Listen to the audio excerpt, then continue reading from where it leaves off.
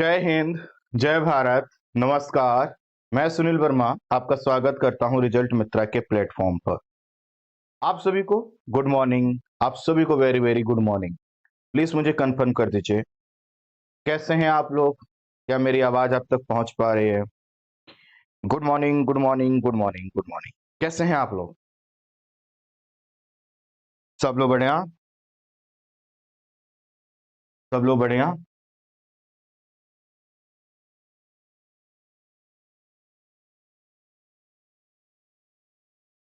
बहुत अच्छे। सर नहीं दिख रहे हैं सर। क्यों नहीं दिख रहे हैं सर? एक बार ऐप को रिफ्रेश कर लीजिए सर। एक बार ऐप को रिफ्रेश कर लीजिए आप लोग। सर ऐप लैपटॉप में क्यों नहीं चल रहा है? नहीं चल पाता है। ऐप में लैपटॉप में नहीं चल पाता है। हम लोग इसको कर रहे हैं, प्रयास कर रहे हैं। जल्दी ये ऐप लैपटॉप में भी चलने लगेगा। ठीक है। आप सभी को मेरा भी नमस्कार, आप सभी को मेरा भी प्रणाम। ठीक है। आ गए सब लोग क्लास में? आ गए? जल्दी जल्दी बता दीजिए, सब लोग क्लास में आ गए?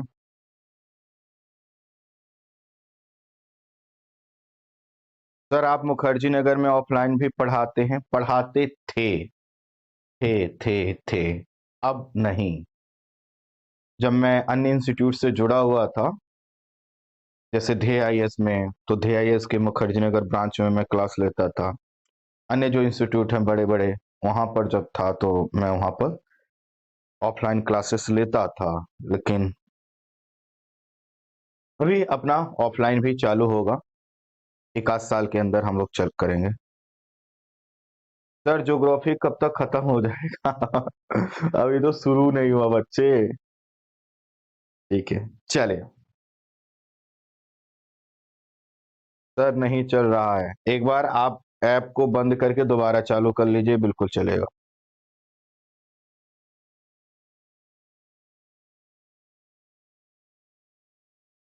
इग्लू सर जी, मेरी सहेलियां भी नहीं आई हैं, तो हम ना पढ़ाएं, सहेलियों का इंतजार करेंगे। पिटोगे तुम लोग। चलो। जो सोवत है सो खोवत है, जो जागत है सो पावत है, जो समय से आवत है वह क्लास पूरी तरह से समझ पावत है। ठीक है। तो जो लेट हुआ उसका नुकसान। एक लोग लिख रहे हैं, सर जी को तसल्ली मिल जाती है आपको देखकर। आपका प्यार इसी तरह से बना रहे भैया। चल, टॉपिक को स्टार्ट करते हैं, तेजी से बढ़ेंगे। आप में से कोई आज नए हैं क्या?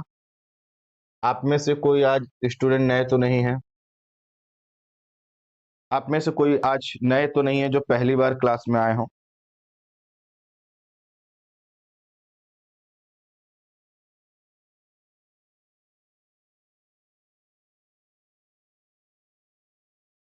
चले। अगर देखिए कोई नए स्टूडेंट हो जो पहली बार क्लास में आए हो, तो मैं जैसा जैसा कहता चल रहा हूं सिर्फ वो यह कीजिए। आप कोई प्रश्न मत पूछिए। इसलिए मत पूछिए, मैं आपके सभी प्रश्नों का जवाब पिछली 3 क्लासेस में देख चुका हूं। तो आपको क्या करना है, जो आज पहली बार आए हैं, मैं जैसे जैसे कह रहा हूं बिना कोई प्रश्न पूछे बस करते चलिएगा। और आप क्या कीजिएगा, पहली क्लास देख लीजिएगा। पहली क्लास देख लीजिएगा तो अपने आप आज जो मैं कर रहा हूं, मैं ऐसा ही क्यों कर रहा हूं, क्लियर हो जाएगा। क्या भाई बहनों क्लियर हो जाएगा?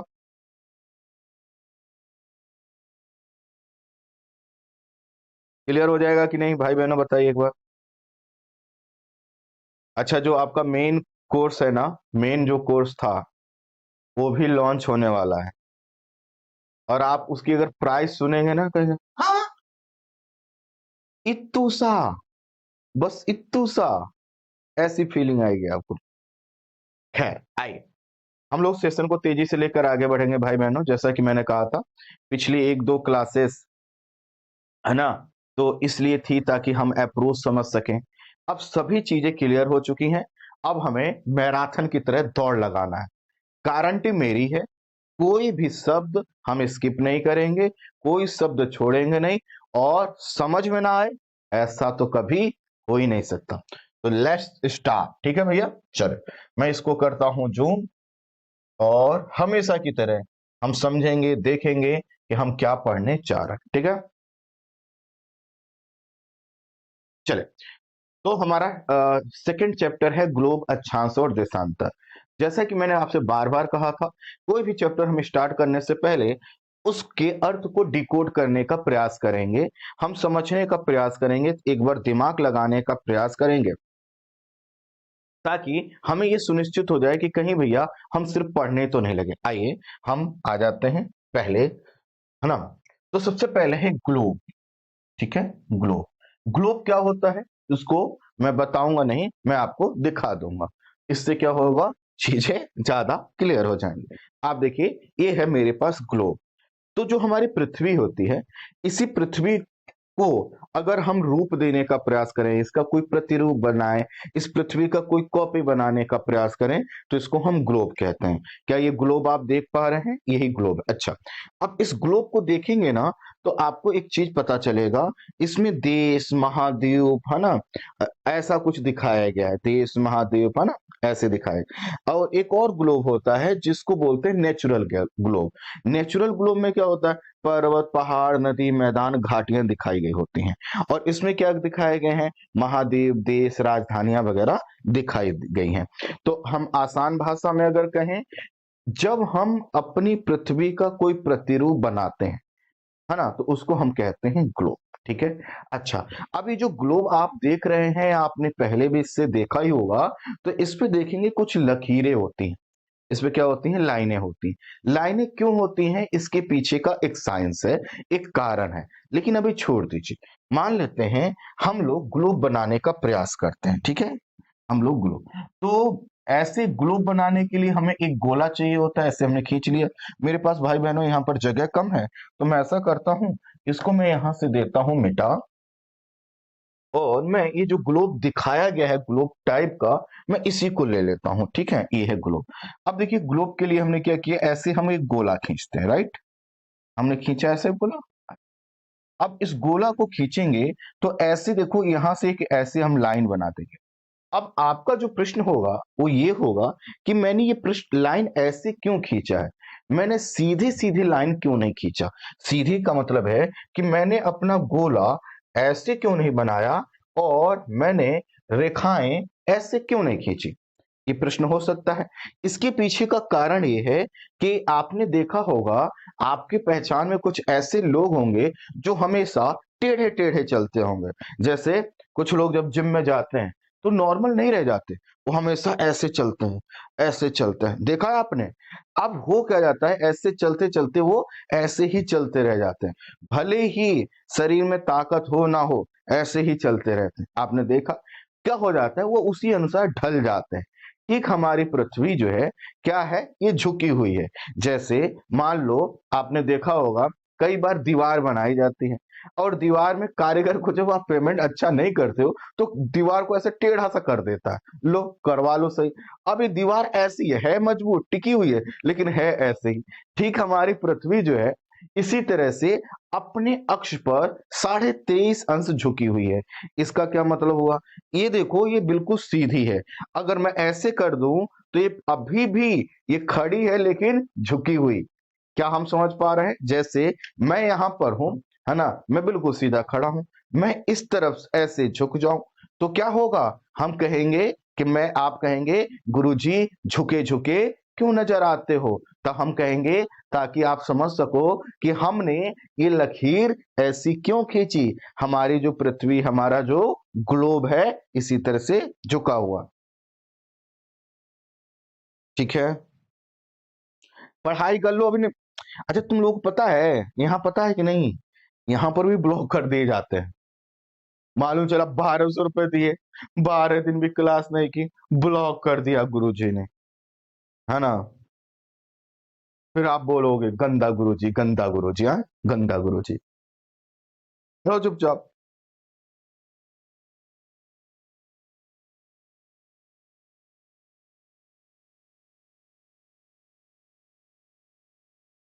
हाँ, तो अंजू जी का प्रश्न है कि सर ये झुकी हुई क्यों है? इसका कोई तो कारण होगा। देखिए, आपने देखा होगा कि बहुत से परिवारों में कुछ ऐसे भाई-बहनों का जन्म होता है, जो बचपन से ही शारीरिक विकलांगता के शिकार होते हैं। हम लोगों ने देखा होगा शारीरिक विकलांगता के। अब होता क्या है कि वो गर्भ से, जन्म से ही ऐसी कंडीशन हो जाती। हमारी जो पृथ्वी है, आगे चलकर जब हम पढ़ेंगे इसको, अभी तो पूरी जर्नी पढ़ी ना, तो जब हमारी पृथ्वी बन रही थी, इससे कोई ऐसा टुकड़ा आके टकरा गया और यह ऐसी ग्रेविटी में फँस गई कि इसी तरह से झुकी रही। जैसे आपने देखा होगा जैसे आपने देखा होगा, आप पतंग उड़ाते हैं, अगर आपने उड़ाया होगा तो कुछ पतंग जो है ना हमेशा टेढ़ी-टेढ़ी भागती हैं।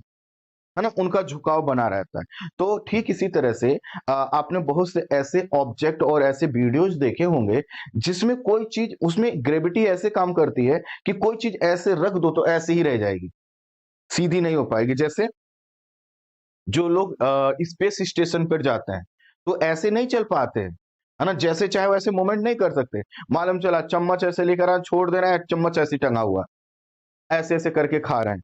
आपने देखा हो? ठीक इसी तरह से जब हमारी पृथ्वी बन रही थी, तो हमारी पृथ्वी की बनने की प्रक्रिया में कई पिंड, कई टुकड़े इससे टकराए और एक पिंड, एक टुकड़े ने ऐसा झटका मारा, ये झुकी रह गई। जैसे मान लो हम जो है कि कहीं ऐसे तेज़ी से चलते जा रहे थे, है ना? खूब तेज़ी से, पढ़ाना है, पढ़ाना है, पढ़ाना है, बच्चे आ गए होंगे, क्लास होगी और किसी ने स्कूटी से मारा ऐसे झटका। है ना? कहे रुको अभी पढ़वाते हैं। अब हम क्या कर रहे हैं? ऐसे ही टेढ़े-टेढ़े चले आ रहे हैं। तो अब हम क्या होंगे? अगर हमको झटका ऐसा लगा है कि हमारा एक साइड का बैलेंस ही खराब हो गया, तो हो सकता है हम जीवन भर ऐसे ही चलें। अब क्लियर हो गया? अच्छा एक बात बताओ, ये सब प्रश्न हमसे पूछते हो, खुद से नहीं पूछा जाता कभी? आँय? सब हम ही से पूछना है। ये नहीं खुद से भी कुछ पढ़ लिया करें। गुरुजी तो चलो खाली बैठे होंगे, पूछ लेंगे। चलो अब कोई कोई नहीं पूछेगा। इसलिए नहीं पूछेगा हमको आता नहीं, हम कहाँ से बताएं बताओ। हम गूगल थोड़ी हैं। ठीक है, तो हमने क्या कहा, ये हमारा ग्लोब है। अब इस ग्लोब को देखेंगे तो इस ग्लोब पर हमने कुछ लकीरें खींच रखी हैं। आप देख सकते हैं इस तरह की लकीर होगी। अब इसी तरह की लकीर को समझने के लिए मैं मान लेता हूं, मैंने ऐसे एक गोल यहां पर पृथ्वी बना लिया। गोल तो नहीं है लेकिन ऐसे बना लिया। अब ऐसे मैंने एक लकीर खींची और ऐसे इसके पैरेलल मैं कुछ लकीरें खींचते जा रहा हूं। जैसे आपने वो फल देखा है जो रेड कलर का आता है, तरबूज, खरबूज जो भी बोलते हैं, तरबूज बोलते होंगे शायद ना? तरबूज बोलते हैं। जो रेड कलर का काटने पर रेड कलर का निकलता है, उस पे धारियां होती हैं। आपने उनको नोट किया धारियों को?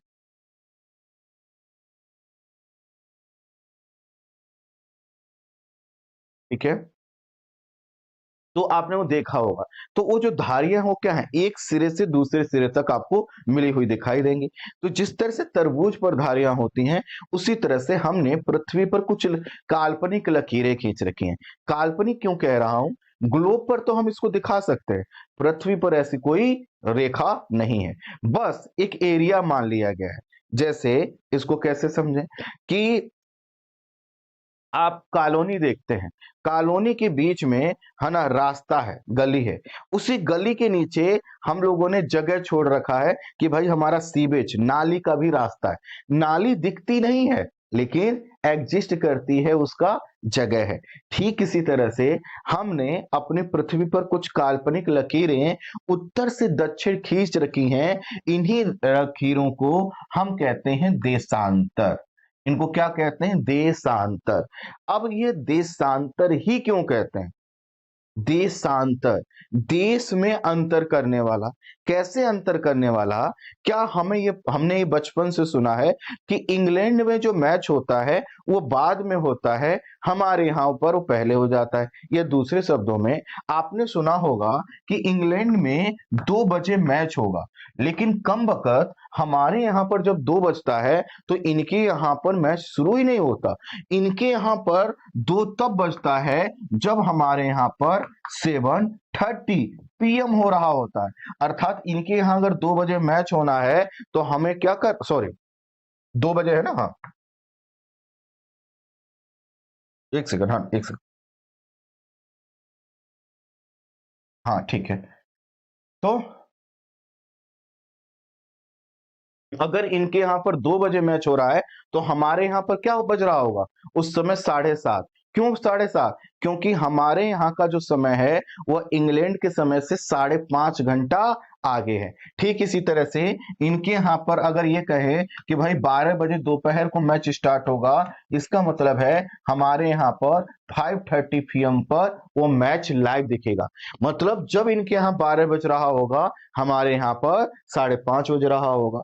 अब देखिए, हमारा भी देश है एक इंग्लैंड भी है, इसके बीच में बहुत से देश हैं, इसके अगल-बगल बहुत से देश हैं।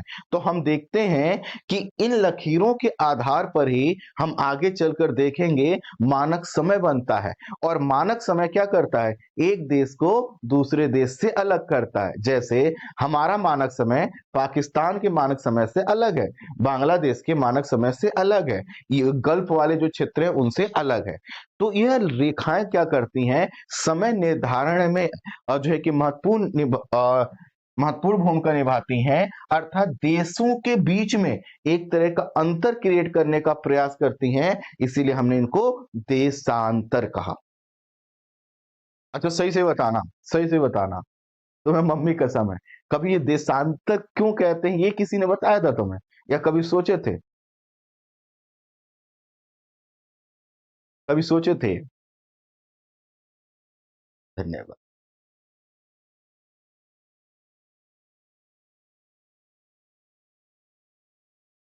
नहीं सोचे थे ना? वही तो।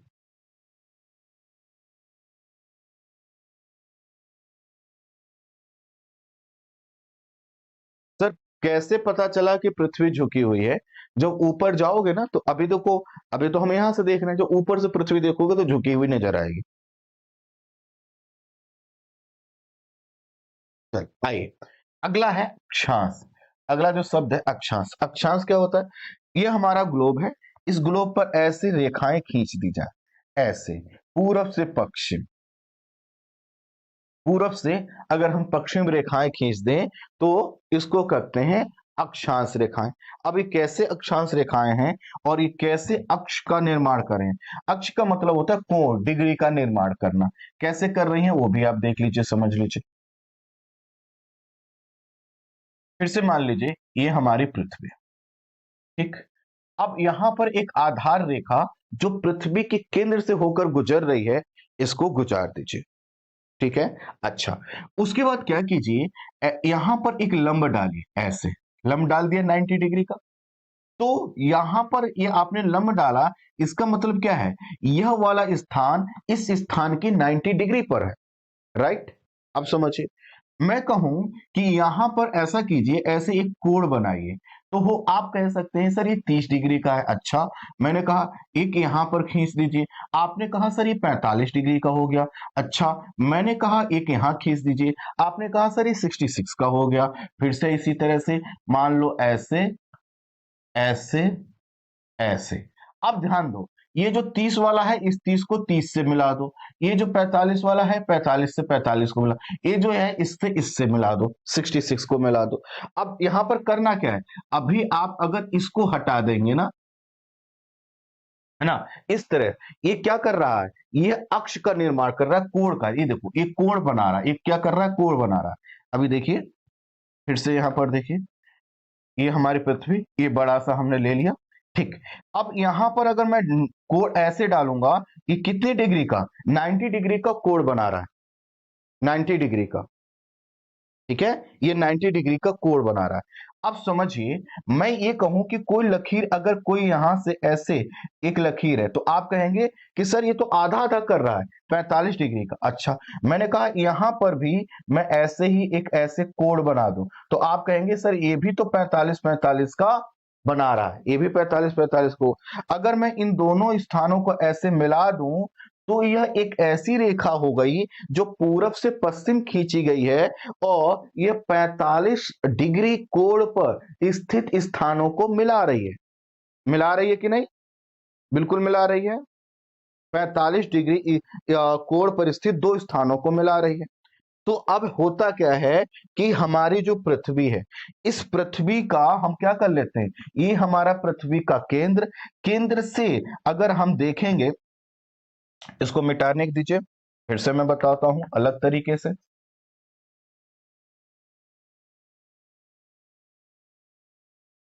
ये देखिए, ये हमारे पृथ्वी, और ये बीच से हमने एक रेखा खींच दी। ये बीच से क्यों खींचा, यहीं पर हमारे पृथ्वी का केंद्र है। अच्छा, अब हमें क्या करना है, इस स्थान का पता लगाना है। तो कुछ रेखाएं तो हमने ऐसे खींच रखी हैं, लेकिन सिर्फ उससे पता नहीं चलेगा कुछ स्थानों को आइडेंटिफाई करने के लिए। तो हम क्या करेंगे, इस पृथ्वी को, चूंकि पूरी जो पृथ्वी है गोल है, और गोल पृथ्वी क्या होती है, 360 डिग्री की होती है। कोई भी जो गोल ऑब्जेक्ट होता है वह 360 डिग्री का होता है। अब 360 डिग्री का कैसे है, देखो, अगर मैं क्या करूं, ऐसे एक रेखा खींच दूं, तो इसने बनाया इधर 90 डिग्री का कोण, इधर बनाया इसने 90 डिग्री का कोण, फिर इधर ऐसे बनाया इसने 90 डिग्री का कोण, और ठीक इधर बनाएगा 90 डिग्री। अर्थात 180 इधर उत्तरी गोलार्ध, और 180 यह दक्षिणी गोलार्ध। हो गया, ठीक है, क्लियर। सर, अर्थ का सेंटर कहाँ है, किसी भी गोल चीज का जो सेंटर होता है उसका मध्यवर्ती भाग होता है। किसी भी गोल चीज का सेंटर, उसका मध्यवर्ती केंद्र, जो बीच का एकदम भाग है, वही होता है। ठीक, अब देखिए, अब यहां पर जो हमने ये देखा कि भाई यहां पर तो क्या बन गया, यह 180 नॉर्थ में है, और नॉर्थ के कह लीजिए, या फिर यह इस रेखा, ये जो आधार रेखा के उत्तर में है और आधार रेखा के दक्षिण में। अब इसी चीज को हम क्या कर सकते हैं, अगर मैंने मान लो यहां से ऐसे एक लकीर खींच दी, यहां पर ऐसे एक लकीर खींच दी, तो इधर कितना था, 90, और 90 दो भागों में डिवाइड हो गया, 45 45।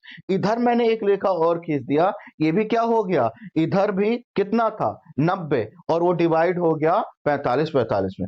अब इन दो स्थानों को मैं मिला दूंगा, तो मैं कह सकता हूं यह 45 डिग्री अक्षांश रेखा है। ठीक इसी तरह से अगर मैं यहां पर एक रेखा खींच दूं, यहां पर एक रेखा खींच दूं, और इनको मिला दूं, तो मैं कह सकता हूं ये 30 डिग्री अक्षांश रेखा है। इसी तरह से कोई स्थान यहां पर मिला दूंगा, तो मैं कह सकता हूं ये 80 डिग्री अक्षांश रेखा है, और ये वाला 90 डिग्री अक्षांश रेखा है। तो हम क्या करते हैं, पृथ्वी के केंद्र से जब कोणीय मान के आधार पर, है ना, पूरब से पश्चिम या पश्चिम से पूरब कुछ रेखाएं खींचते हैं, इन्हीं रेखाओं को बोलते हैं अक्षांश रेखाएं, क्योंकि अक्षीय कोण को बताने वाली रेखाएं हैं। बात क्लियर, एकदम क्लियर।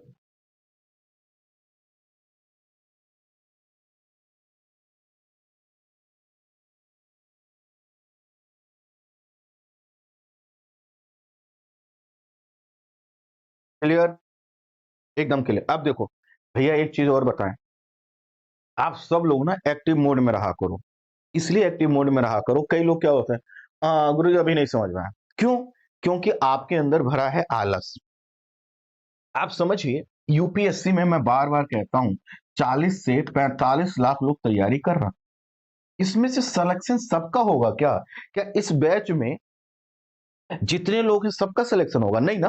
जो अपने आप को जितना तेजी से ढालेंगे उनका सिलेक्शन होगा। हकीकत है कि नहीं।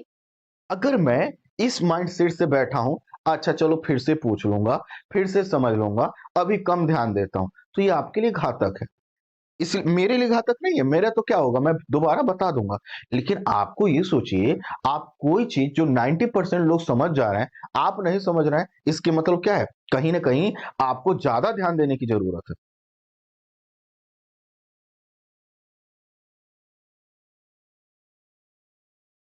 Clear, clear.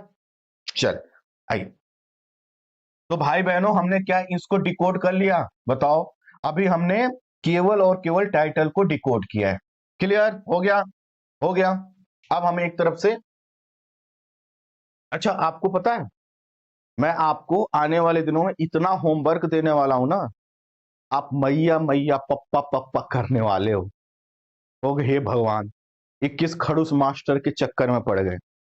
इतना होमवर्क देने वाला हूं, इसलिए दिमाग तेज कर लो। ठीक है,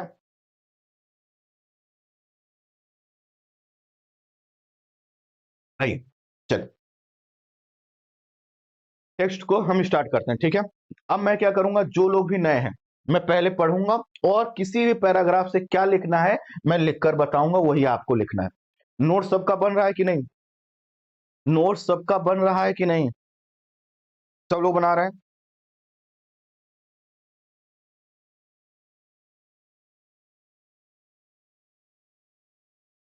तो ध्यान देना, मैंने कल आपको बोला कि पहला चैप्टर मैंने पढ़ा दिया है। दुनिया का कोई कितना भी महंगा इंस्टीट्यूट हो, और मैं सबसे रिक्वेस्ट कर रहा हूं, हाथ जोड़ के रिक्वेस्ट कर रहा हूं कि आप सब लोग जरूर चेक करना, मेरी बात पर कोई भरोसा मत करो। आप जरूर चेक करो, कहीं से सोशल मीडिया कहीं पर कोई मिल जाए जो कहे भैया हम इस बड़ी वाली कोचिंग में हम कोचिंग करते हैं, हमने 2 लाख दिया है। क्या भैया, एक चैप्टर 20 मिनट का, थोड़ा सा बात कर लोगे हमसे? और जब वो बात करके वो कहे, या ना भी बोले, वो चुप हो जाए, कहे भैया बाद में बात करेंगे, समझ जाना तुम चाय पियो मिठाई खाओ कि भैया सस्ते कीमत पर सबसे बेहतर कोर्स आप कर रहे हो। आप दुनिया की कोई भी चीज कह दो, मैं उस पर हाथ रख के कह सकता हूं, इससे बेहतर कुछ भी नहीं हो सकता इस दुनिया में।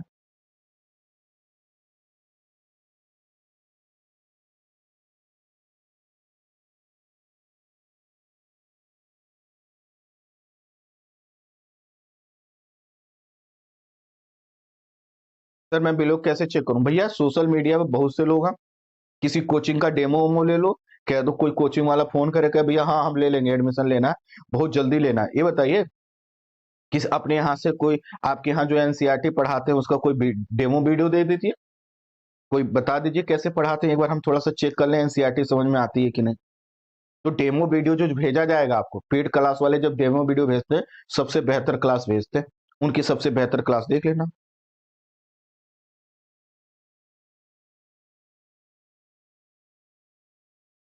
चलिए आइए, पिछले अध्याय में आप पढ़ चुके हैं कि हमारी पृथ्वी गोलाकार नहीं है, ठीक है।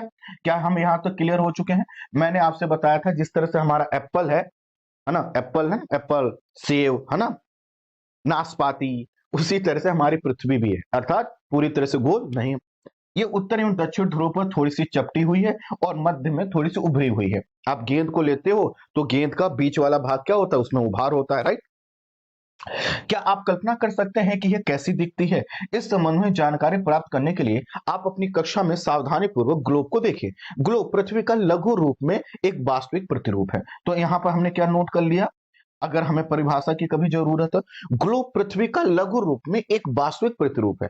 अर्थात ग्लोब क्या है? पृथ्वी का एक प्रतिरूप, जैसी हमारी पृथ्वी है उसी को उसी रूप में दिखाने का प्रयास किया जाता है। कोई भी नोट्स की जरूरत यहां पर नहीं है। आगे बढ़ते हैं, नोट्स हम वहीं बनाएंगे जहां पर नोट्स बनाने की जरूरत है, ठीक है। अब ये तो आपको ये तो नहीं बनाना पड़ेगा ना भैया कि ग्लोब क्या होता है। आगे, ग्लोब विभिन्न आकार और प्रकार के हो सकते हैं। बड़े ग्लोब हो सकते हैं, जैसे अगर आप अपने स्कूल में कभी गए होंगे, हम अपने जिस स्कूल में गए तो हमें एडमिशन करवाना था, क्लास 8 के बाद, हमारा इस क्लास 8 तक था स्कूल, उसके बाद हमारा एडमिशन होना था। तो हमको पापा लेकर गए कि बचाओ बचाओ किस स्कूल में पढ़ोगे। तो हम जहां पर जाते थे तो जो प्यून होते थे कहते हैं, हम पूछते थे कि आपके स्कूल में वो कैसा है, लैब कैसा है ना। हमको ऐसा लगता था कि हम जो है कि ना ओपनहाइमर बनेंगे ना, हम न्यूटन टाइप का बनेंगे। हमको आता होता कुछ नहीं था, लेकिन पिताजी के साथ जाते थे तो माहौल बनाना होता था, ताकि पिताजी को लग जाए कि भैया हम स्कूल की बिल्डिंग नहीं देखते हैं, हम लैब वगैरह देखते हैं, कैसे पढ़ाते हैं ये देखते हैं, माहौल बनाना था। तो हम जहां भी जाते थे प्यून से कहते थे दिखाओ आप अपनी साइंस वाली लैब। अब वो लैब लैब लेके जाता था। एक जगह हम गए, वहां पर इतना बड़ा सा ग्लोब था। हमने कहा हम यहीं पढ़ेंगे, हमने कुछ और देखा ही नहीं। पापा ने कहा कि ये गोले का क्या करोगे तुम? हमने कहा आगे चलकर हम ज्योग्राफी के मास्टर बनेंगे, हम जो है कि बच्चों को एनसीईआरटी पढ़ाएंगे, बहुत मस्त तरीके से पढ़ाएंगे। और देखो आज वही काम, ग्लोब काम आ रहा है, ठीक है। तो हमने देखा वहां पर बहुत बड़ा ग्लोब, मतलब तब तो मैं छोटा सा था, ऐसा था इतना सा, और ग्लोब को मैं ऐसे देखता था, ऐसे मैं घुमाता था, ऐसे घुमाता था। मुझे बड़ा मजा आता था। समझ में कुछ नहीं आता था, है क्यों, घूम क्यों रहा है, इस पर क्या क्या दिखाया गया, ये सब कुछ नहीं आता था। लेकिन हाँ, उस दिन के बाद से हमारे पिताजी जब भी कहीं बैठते थे, पूछते थे, तो हमारी तारीफ करते थे कि देखो हमारे बच्चे ने ऐसे स्कूल में एडमिशन लिया जिसमें बड़ा सा कुछ था। वो बताए, मेरे पिताजी एजुकेटेड नहीं है, वो बता नहीं पाते थे क्या था, लेकिन कहते थे बहुत बड़ा सा कुछ था, उसी को देख कर लिया। वो जो है कि बिल्डिंग उल्डिंग देख कर एडमिशन नहीं लिया, है ना। तो ऐसे ही आप भी थोड़ा सा घर परिवार में माहौल बनाकर चलने का। तो हमने कहा कि ग्लोब बड़ा भी हो सकता है, जो आसानी के एक स्थान से दूसरे स्थान तक नहीं ले जाया जा सकता। जैसे वो वाला जो ग्लोब था ना, जो हम देखे थे, पता है उसको बनवाया गया था, उसको स्पेशली वहीं पर बनवाया गया था, क्योंकि उसको ट्रांसपोर्ट नहीं किया जा सकता था, है ना। इसी तरह से हम जो है कि हमारे दीदी का एक लड़का, है ना, तो उसने कहा कि आप ग्लोब ग्लोब करते रहते हो, आप पता नहीं भूगोल भूगोल भूगोलाहीन भूगोलाहीन करते रहते हो, हमें भी बताओ ग्लोब क्या है। तो हमने क्या किया, उसको ऐसे दिया छोटा सा ग्लोब, उसकी जेब में भी आ सकता है, गेंद है दरअसल। आपने देखा होगा कुछ ऐसी गेंद आती हैं जो ट्रांसपेरेंट होती हैं, एकदम ट्रांसपेरेंट व्हाइट कलर की, उसी पर ग्लोब बना हुआ था, हमने उसको दिया। अब वो क्या करता है, जब भी उसके मम्मी पापा अर्थात हमारी दीदी और जीजा जी कुछ भी बोलते हैं तो उसी ग्लोब से वो मारता रहता है। तो उसके लिए क्या कर दिया हमने, एक सुरक्षा कवच दे दिया। हमने अच्छा किया लोहे वाला नहीं दिया, नहीं तो मालूम चला होता दीदी जी और जीजा जी निकल चुके। क्यों निकल चुके, क्योंकि मैंने उनको ग्लोब दिया था, और वो बच्चा ग्लोब का प्रैक्टिकल कर रहा था कि ग्लोब काम भी करता है कि नहीं, है ना। ठीक है, तो ग्लोब कुछ ऐसे भी होते हैं जो पॉकेट में रखने योग्य होते हैं, कुछ गुब्बारे भी होते हैं। आप गुब्बारों को कैसे देखेंगे, आपने देखा होगा गुब्बारे अलग अलग शेप में आते हैं, है ना, अलग अलग शेप में आते हैं। अभी कुछ दिन पहले मैं दिल्ली के एक कॉलेज में गया था, है ना, तो वहां पर बहुत से बच्चे बहुत सी चीज लेकर आए, है ना, बहुत सी चीज लेकर आए। एक गुरुजी को पता नहीं क्या ही हुआ, वह जो है कि दिल बना हुआ गुब्बारा ले आए। हमने उनको सामने फोड़ दिया, हमने कहा फूट गया, तो कह रहे फोड़ा क्यों आपने, हमारा दिल टूट गया। हमने कहा ये दिल जो है कि ऐसे कौन दिल में लाता है, हम लोग बच्चे थोड़ी हैं। कहे गुरुजी आपने देखा ही नहीं। मैंने कि क्या था, कहे दूसरे तरफ उस पे जो है कि दिल्ली का नक्शा था। अरे हमने कहा, फिर हमने कहा अब इसको सिलो, क्या फूट गया तो नुकसान हो गया। खैर ठीक है, तो गुब्बारे जैसा भी होता है, ठीक है। तो गुब्बारे जैसा जो ग्लोब होगा उसमें हवा भरी जा सकती है और आसानी से एक स्थान से दूसरे स्थान तक ले जाया जा सकते हैं। उसी प्रकार, है ना, कुछ ग्लोब ग्लोब स्थिर नहीं होते, इसे उसी प्रकार घुमाया जा सकता है जैसे कुम्हार का पहिया या लट्टू घूमता है ना। तो आपने देखा होगा लट्टू घूमता है। सीधा मतलब, अनामिका जी कह रहे हैं सीधा मतलब है इतना कहानी ना सुनाओ, ग्लोब छोटा बड़ा मोटा सोटा सब हो सकता है ना। ठीक बात, ग्लोब छोटे बड़े गुब्बारे जैसे हो सकते हैं। हाँ, तो इसका हम नोट्स थोड़ी बनाएंगे, बस हम आपको बता रहे हैं। अनामिका जी ठीक कह रहे हैं, यही होता है। ग्लोब पर देशों, महाद्वीपों, महासागरों और उनके आकार, सही आकार को दिखाया जाता है। तो जब भी ग्लोब बनाया जाता है तो हम स्केल का यूज करते हैं, मानक का प्रयोग करते हैं। इसका मतलब है कि हम ग्लोब पर 1 सेंटीमीटर बराबर कितनी जगह दिखा रहे हैं, कितने स्पेस को, क्या हम जो है कि 200 किलोमीटर को दिखा रहे हैं, 1000 किलोमीटर दिखा रहे हैं, कितना। जितना ग्लोब क्या होगा, बड़ा होगा, उतना ही ये स्केल क्या होता जाएगा, बदलता चला जाएगा। छोटा ग्लोब होगा तो हम बहुत सी बड़ी दूरी को एक छोटे डिस्टेंस में दिखाएंगे। बड़ा ग्लोब होगा तो हो सकता है जो चीज हम 1 सेंटीमीटर में 200 किलोमीटर दिखा रहे हैं उसको हम 1 इंच में दिखाएं, राइट। खैर कुछ भी हो सकता है। पृथ्वी के समान किसी गोले पर किसी बिंदु की स्थिति का वर्णन करना कठिन है। अब आप खुद समझिए, आप एक गेंद लीजिएगा, ठीक है ना, है ना, लोग हड़काते रहते हैं, देख रहे हो, अनामिका जी ने हमको हड़का दिया। क्या फालतू बकवास ना करो, छोटा बड़ा गुब्बारे जैसा, बस बात खत्म, है ना। टूट मुट का कहानी सुनाते रहते हैं, है ना। चलो ठीक है, बी लाइट बी कूल, हाँ ठीक है। तो पृथ्वी के समान किसी गोले पर किसी बिंदु को, तो आप गेंद लेना, आप गेंद लोगे और तो उस पे किसी स्थान को कैसे बता पाओगे? जैसे मान लो हमने गोला ले लिया, ठीक है, और इस पर हमने एक चींटी को चलने के छोड़ दिया कि चींटी तुम चलो। हम किसी को कैसे बता पाएंगे कि चींटी इस गोले के किस हिस्से में है? नहीं बता पाएंगे, है ना? हम नहीं बता पाएंगे। इसीलिए हम क्या करते हैं, कुछ रेखाएं खींच लेते हैं, ठीक है।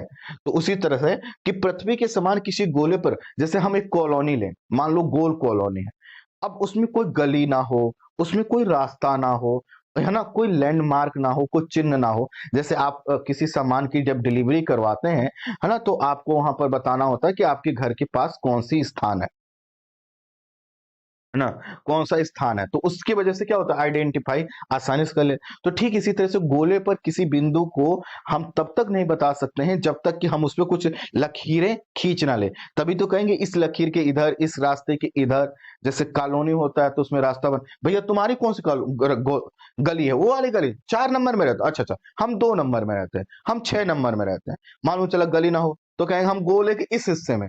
किस हिस्से में? तो इस हिस्से में। तो गोले का उत्तर किधर है, दक्षिण किधर, पूरब किधर, पश्चिम किधर, और पूरब और पश्चिम से कितना, कुछ पता ही नहीं चलेगा, ठीक है।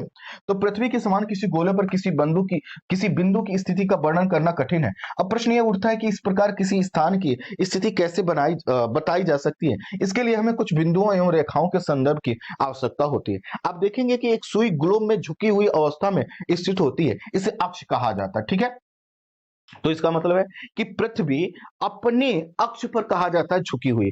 अक्ष मतलब वह रेखा, है ना, वह रेखा। जैसे अभी आपने यहां पर देखा ना, ये देखिए, एक सेकंड लीजिए, ये देखिए, यहां पर आप देख सकते हैं, ये रहा अक्ष, ठीक है, इसको हम बोलेंगे अक्ष। ये सुई है, अंदर से होकर गई है, तो यही क्या हो गई, अक्ष हो गई। क्लियर हो गया, है ना। तो ऊपर बढ़ाते हैं इसको।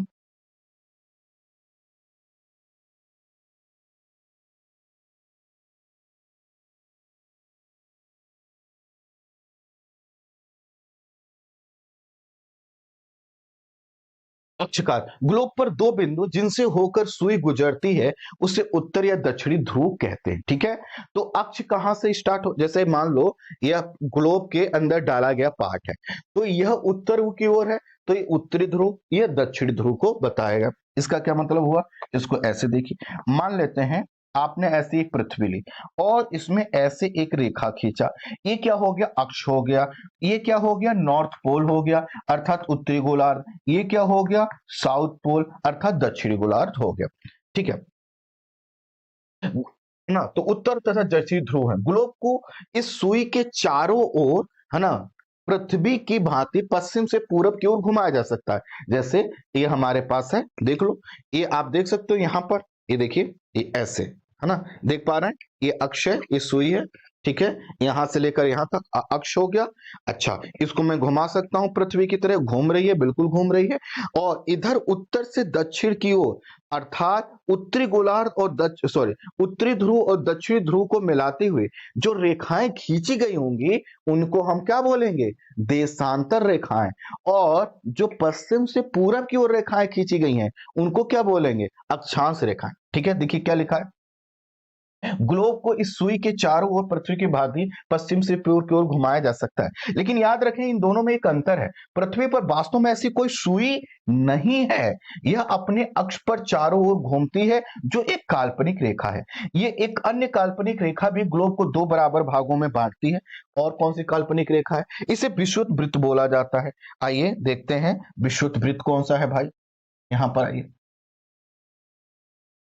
ठीक है, एक ऐसे, इतना दिख रहा है, विजुअल है, पढ़ पा रहे हैं, थोड़ा सा और बड़ा कर लेते हैं, एक सेकेंड, ठीक, आइए, ये देखिए हमारी पृथ्वी है। अब हमने कहा एक रेखा हम ऐसे खींच लेते हैं, तो ये भी क्या कर रहा है, पृथ्वी को दो भागों में बांट रहा है। इसको बोलेंगे नॉर्थ हेमेस्फीयर या उत्तरी गोलार्ध, इसको बोलेंगे उत्तरी गोलार्ध। और इंग्लिश में बोलेंगे नॉर्थ हेमेस्फीयर, इसको बोलेंगे साउदर्न हेमेस्फीयर या फिर दक्षिणी गोलार्ध। इसको बोलेंगे दक्षिणी गोलार्ध। ठीक इसी तरह से आपने एक रेखा ऐसे भी खींची थी, इसने क्या किया, इसने भी पृथ्वी को दो भागों में बांटा। तो आप क्या बोलेंगे, इधर यह जो रेखा के इस तरफ वाला भाग है, इसको बोलेंगे पूरा पूर्वी गोलार्ध, ठीक। और इसको क्या बोलेंगे, इसको बोलेंगे पश्चिमी गोलार्ध। तो अगर आप देख पा रहे होंगे, तो हमने क्या किया, हमने ये लिया ऐसे, हमने बनाया पृथ्वी और इस पर एक ऐसे उत्तर से दक्षिण रेखा खींच दिया। ये हो गया नॉर्थ पोल, ये हो गया साउथ पोल। और इसने क्या किया, पृथ्वी को दो हिस्सों में डिवाइड कर दिया, पूरब और पश्चिमी के खांचे में। जैसे तरबूज लो, दो भागों में काट दो तो क्या हो गया, दो टुकड़े। अब इसी तरह से फिर से इसको एक टुकड़ा बीच में से ऐसे कर दो तो ये क्या हो गया, चार टुकड़े हो गए। अब देखो, ये इसके उत्तर की ओर जो ये पूरा है, इसको बोलेंगे नॉर्थ हेमेस्फीयर, इसको बोलेंगे साउथ हेमेस्फीयर। यह जो पूरा हिस्सा है, इसको बोलेंगे पूर्वी गोलार्ध अर्थात ईस्टर्न हेमेस्फीयर। और इसको क्या बोलेंगे, है ना, या वेस्टर्न हेमेस्फीयर, या फिर जो है कि जो है कि पश्चिमी गोलार्ध। क्लियर हो गया, क्लियर हो गया।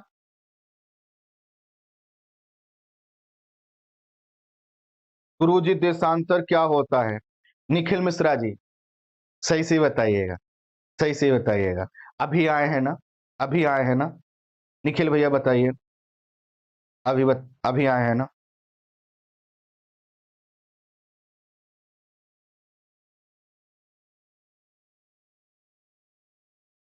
निखिल जी कह रहे हैं सभी भाई बहनों जवाब देना, क्या मैंने देशांतर नहीं बताया, क्या मैंने देशांतर नहीं बताया।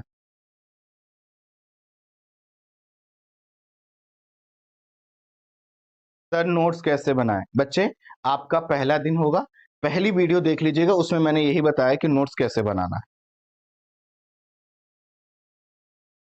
देखिए निखिल जी आप लेट आए हैं, प्लीज मैं आप सबसे रिक्वेस्ट करूंगा लेट मत आइए, क्योंकि क्या होता है कि हमारे पढ़ाने की टेक्निक यही है।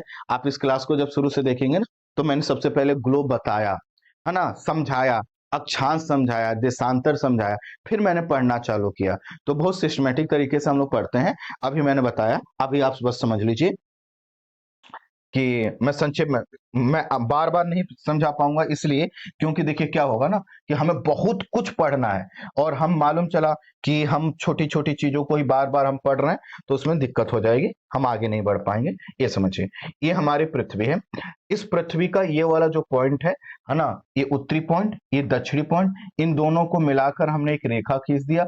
अब इसको हम बोलेंगे नॉर्थ पोल अर्थात उत्तरी गोला, इसको बोलेंगे साउदर्न पोल, ठीक है, ये हो गया। अब इसी रेखा के पैरेलल अगर हम एक एक डिग्री के अंतर पर, कितने, एक एक डिग्री के अंतर पर हम रेखाएं ऐसे खींच दें जो उत्तर से दक्षिण की ओर जा रही हैं, तो इन्हीं रेखाओं को बोलते हैं देशांतर रेखाएं। देशांतर ही क्यों बोलती हैं, क्योंकि यहां पर कोई देश है, यहां पर कोई देश है, यहां पर कोई देश है, यहां पर कोई देश है, यहां पर कोई देश है, यहां पर सभी देशों का मानक समय अलग अलग है। और मानक ही समय ही क्या करता है, देशों के बीच के अंतर को बताता है। जैसे मान लो हमारा देश यहाँ पर है, हमारा देश यहाँ पर है, और यहाँ का जो समय है वह ग्रीनविच टाइम से 5.5 घंटे आगे है। और यहाँ पर है ग्रीनविच, यहाँ पर है क्या है आपका ग्रीनविच। अब ग्रीनविच पर जब 12 बजता है तो हमारे यहाँ पर 5:30 बजता है। इसका मतलब है कि टाइम के अकॉर्डिंग क्या आ गया, अंतर आ गया। और अंतर किस में आया, देश में आया। इसी तरह से हम अन्य देशों के बीच में जब टाइम का अंतर करने के लिए रेखाओं का सहारा लेते हैं, यही रेखाएं हमारे काम में आती हैं, इन्हीं को देशांतर रेखाएं बोलते हैं।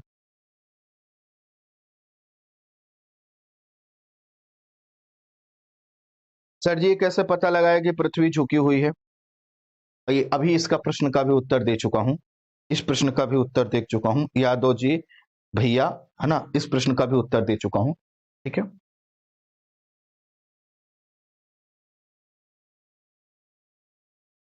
यहां तक बात क्लियर हो गई, यहां तक क्लियर हो गई। देखो आप पृथ्वी को यहां से देख रहे हो, जैसे कोई चींटी, कोई चींटी ये बिल्कुल नहीं बता सकती है कि ये झुका हुआ है। कोई व्यक्ति जो इस पे है वो नहीं बता सकता झुका हुआ, लेकिन आप यहां से ऐसे देखो, ऊपर से देखो तो अपने आप आपको झुका हुआ प्रतीत होगा।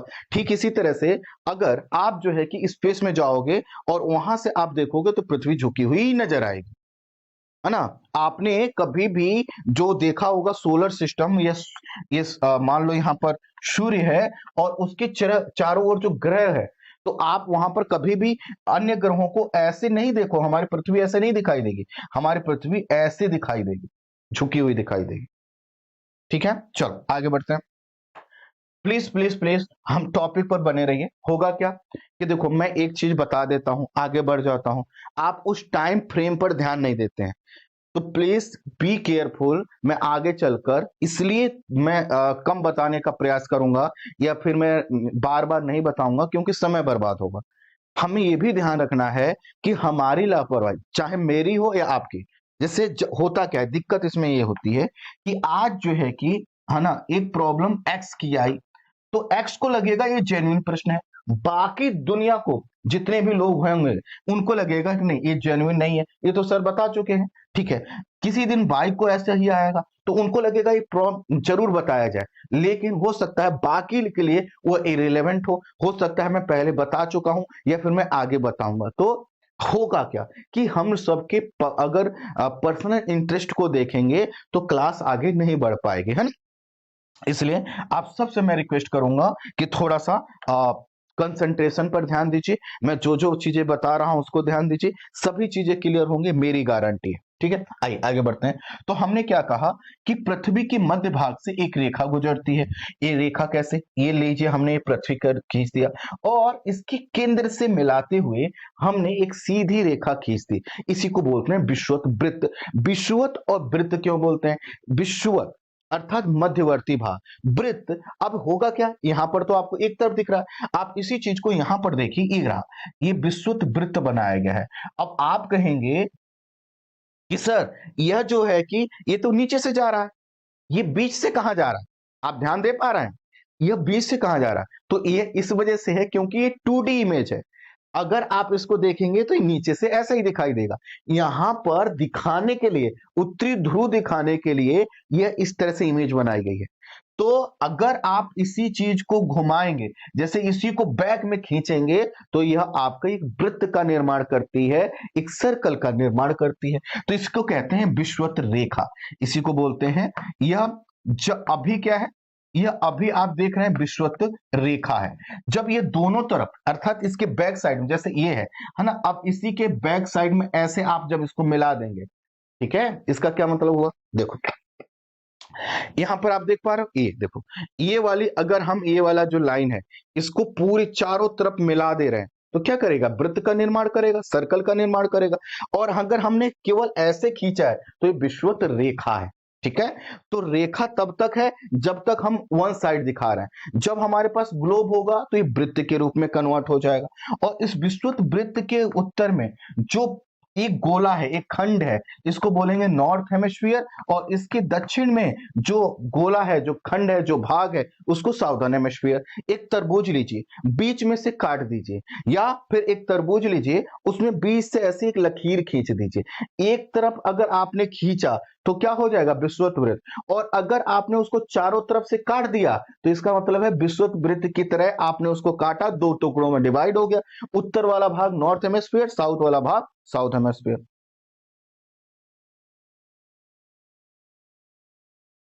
बात क्लियर हो गई।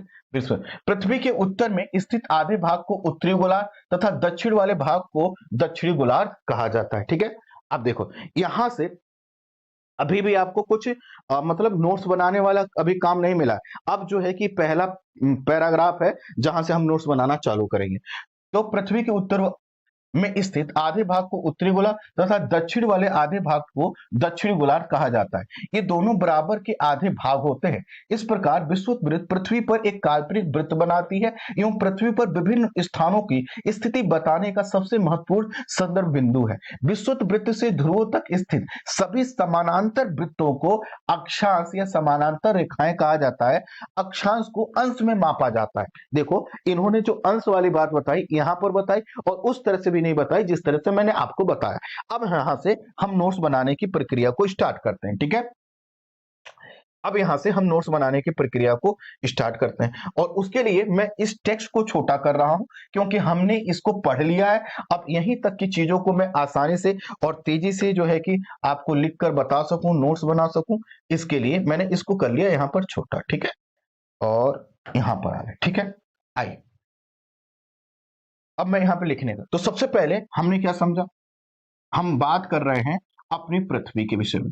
हमारी जो पृथ्वी है यह हमने कल भी देखा था, फिर भी लिख लीजिए, पूरी तरह से गोल नहीं। नोट्स बनाना चालू कीजिए प्लीज प्लीज। गोल नहीं। अच्छा, जब नहीं मैं बोलता हूं तो मैं क्या करता हूं, नहीं लिखता नहीं हूं, मैं यहां पर क्रॉस मार देता हूं, है ना, ऐसे क्रॉस का, है ना, निशान लगा दिया, ठीक है। नोट्स बनाइए, ठीक है। तो पूरी तरह से गोल नहीं, इसका मतलब क्या है, आप लिख सकते हैं कि उत्तरी ध्रुव और दक्षिणी ध्रुव पर, दक्षिणी ध्रुव पर हमारी पृथ्वी क्या है, पृथ्वी चिपटी हुई, पृथ्वी क्या है, चिपटी हुई। क्लियर हो गया। अच्छा आगे बढ़िए। अब हमने कहा इसी पॉइंट से आगे निकालिए, उत्तरी गोल, उत्तरी ध्रुव, उत्तरी ध्रुव को दक्षिणी ध्रुव, दक्षिणी ध्रुव से मिलाने वाली, तेजी से बढ़ना भैया, भाई और बहनों तेजी से, है ना, उत्तरी ध्रुव को दक्षिणी ध्रुव से मिलाने वाली रेखा को क्या, रेखा को हम क्या बोलते हैं, प्रधान, ब्रैकेट में लिख दीजिएगा मुख्य देशांतर रेखा, देशांतर रेखा। इसे ही 0 डिग्री देशांतर रेखा भी बोलते हैं, 0 डिग्री देशांतर रेखा भी बोलते हैं। जैसे हमने ये पृथ्वी ली और हमने पृथ्वी के केंद्र से ऐसे यहां पर एक रेखा खींचा, तो यहां पर कोण बना ही नहीं ना, केंद्र पर ही है। कोण कहां बनेगा, यहां पर बनेगा ऐसे। जब इस पर हम कोई लंब डालेंगे तो मान लो कोई यहां पर स्थान है तो यहां पर कोण बन गया 10 डिग्री का, है ना, कोई यहां पर स्थान है तो यहां पर कोण बन गया, इस तरह से। तो जिस तरह से हम देख रहे हैं कि यह जो रेखा है जो कि पृथ्वी को दो भागों में बांट रही है, जिसको हम विषुवत रेखा बोल रहे हैं, यह भी क्या कर रहा है, 0 डिग्री है। ठीक इसी तरह से यह जो रेखा है, इसका जो देशांतरी वैल्यू होता है वो 0 डिग्री। इसके इधर जितनी भी रेखाएं होंगी 1-1 डिग्री पर, उनका अपना मान होगा, लेकिन इसको हमने 0 डिग्री मान दे रखा है, ठीक है। तो यह है 0 डिग्री देशांतर रेखा, हम इसको कहते हैं। अब 0 डिग्री देशांतर जो रेखा है, यह कह दीजिए, यह पृथ्वी को दो भागों में, दो भाग, और कौन से दो भाग, है ना, पूर्वी और पश्चिमी, पूर्वी और पश्चिमी गोलार्ध में डिवाइड, गोलार्ध में विभाजित करती। क्लियर यहां तक, जल्दी नोट कर लीजिए, जल्दी नोट कर लीजिए, जल्दी तेजी दिखाइए, तेजी।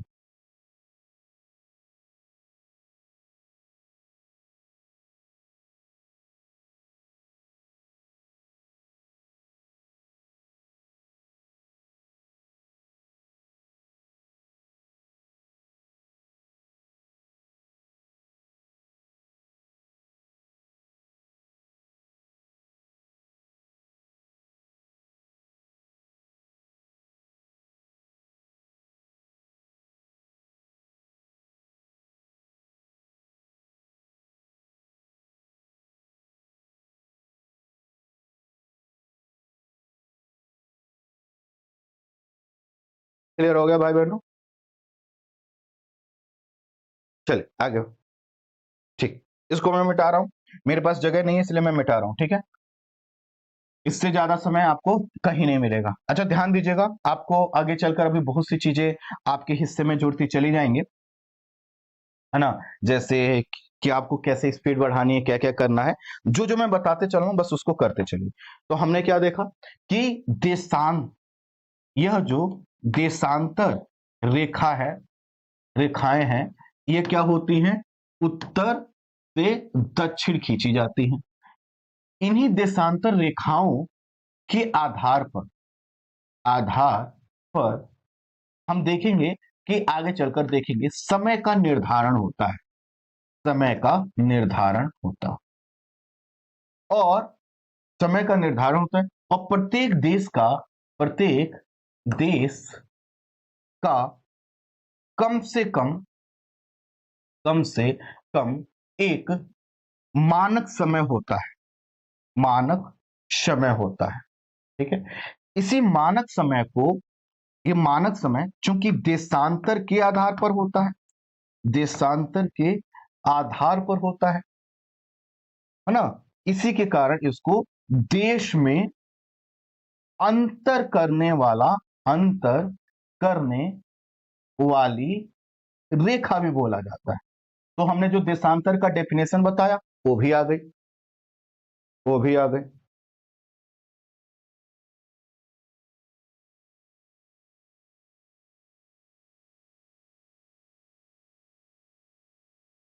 क्लियर, यहां तक क्लियर हो गया देशांतर रेखा। ठीक है, चलो मैं इसको मिटा रहा हूं, इरेज कर रहा हूं।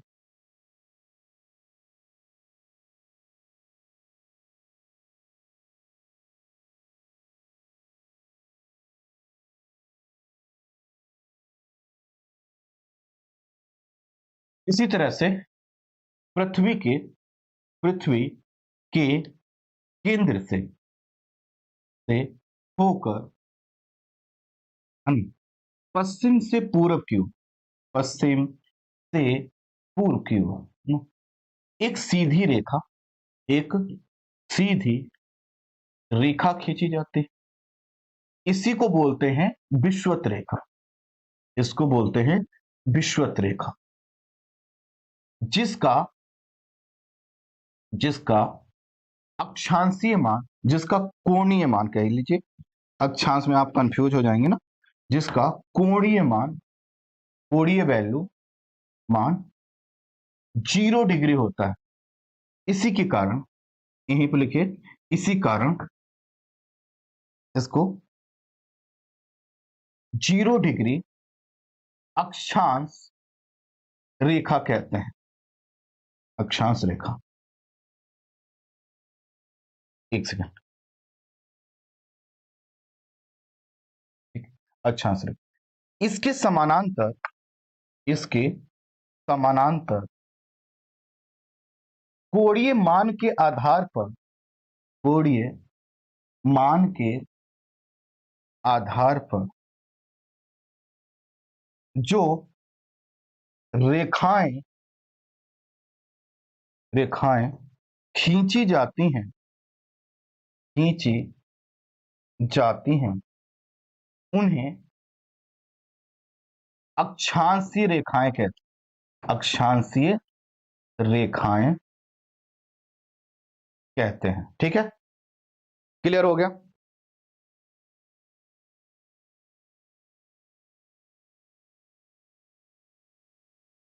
Clear clear clear.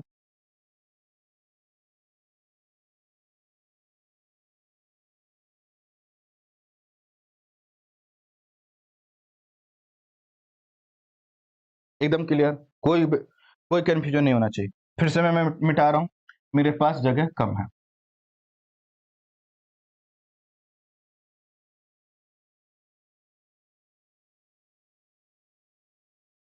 देखो अब मैंने मिटा दिया, कोई नहीं लिख पाया तो वीडियो को थोड़ा सा पीछे करके आप लिख सकते हैं आराम से। अब देखिए, अब जितनी भी अक्षांश रेखाएं हैं ना, अक्षांश रेखाएं है ना, ठीक है, क्योंकि यह उत्तरी गोलार्ध में भी और दक्षिणी गोलार्ध में भी होती है, उत्तरी और दक्षिणी गोलार्ध में भी होती है। इस कारण हम जब भी कोई अक्षांश रेखा कोई अक्षांश रेखा खींचे, है ना, तो हमें मेंशन करना होता है या तो नॉर्थ या फिर साउथ।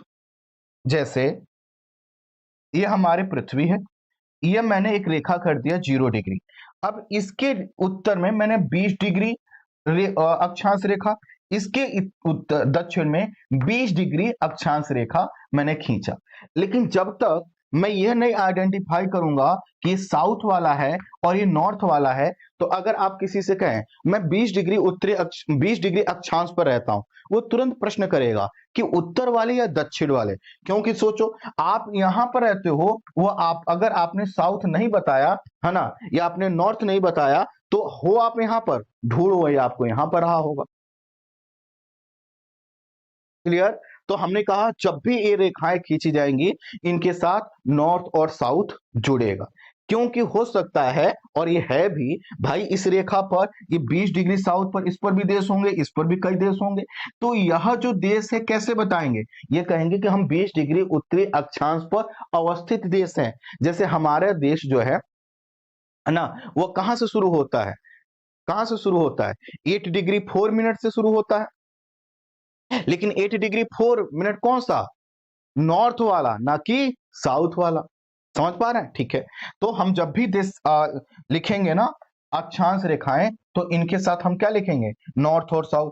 ठीक इसी तरह, ठीक इसी तरह जब भी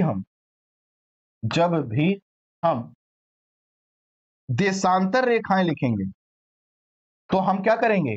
इनको पूर्वी और पश्चिमी देशांतर रेखाओं में के रूप में लिखेंगे। पूर्वी और पश्चिमी देशांतर रेखाओं के रूप में लिखेंगे।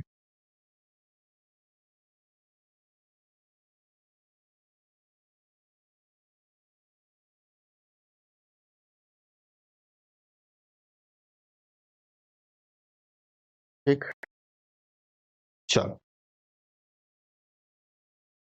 क्लियर हो गया यहां पर? ठीक। अब मैं इसको मिटा रहा हूं। अब फिर से हम टेक्स्ट के माध्यम से आगे बढ़ते हैं। एक बात बताइए, क्या हमने जितनी चीजों को समझा है ना, उतना लिख लिया कि नहीं? अब सही से बताना, क्या हमने 2 पेज पढ़ा, दोनों पेज का नोट्स हमने बना लिया कि नहीं? बना लिया कि नहीं? बना लिया।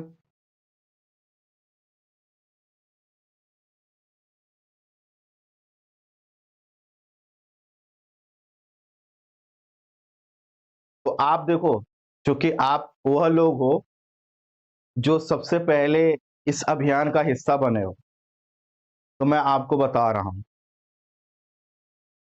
अगले 1 से 2 दिन में ही, अगले 1 से 2 दिन में ही अपने मेन कोर्स को ओपन किया जा सकता है। लेकिन जल्दी में परेशान नहीं होने का। अमाउंट इतना छोटा है, इतना छोटा है, इतना छोटा है कि आपने जीएस के पॉइंट ऑफ व्यू से सोचा भी नहीं होगा।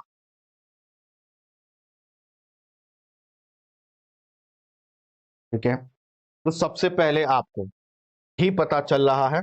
चले आगे बढ़े, बाकी देखा जाएगा। यहां पर आइए, जहां थे वहीं पे। ठीक है? तो जैसा कि हमने कहा, हम लोगों ने देखा अक्षांश रेखाएं को समानांतर रेखा बोला जाता है। आगे बढ़िए। विषुवत शून्य अंश अक्षांश को दर्शाता है। अब ध्यान देना, हमने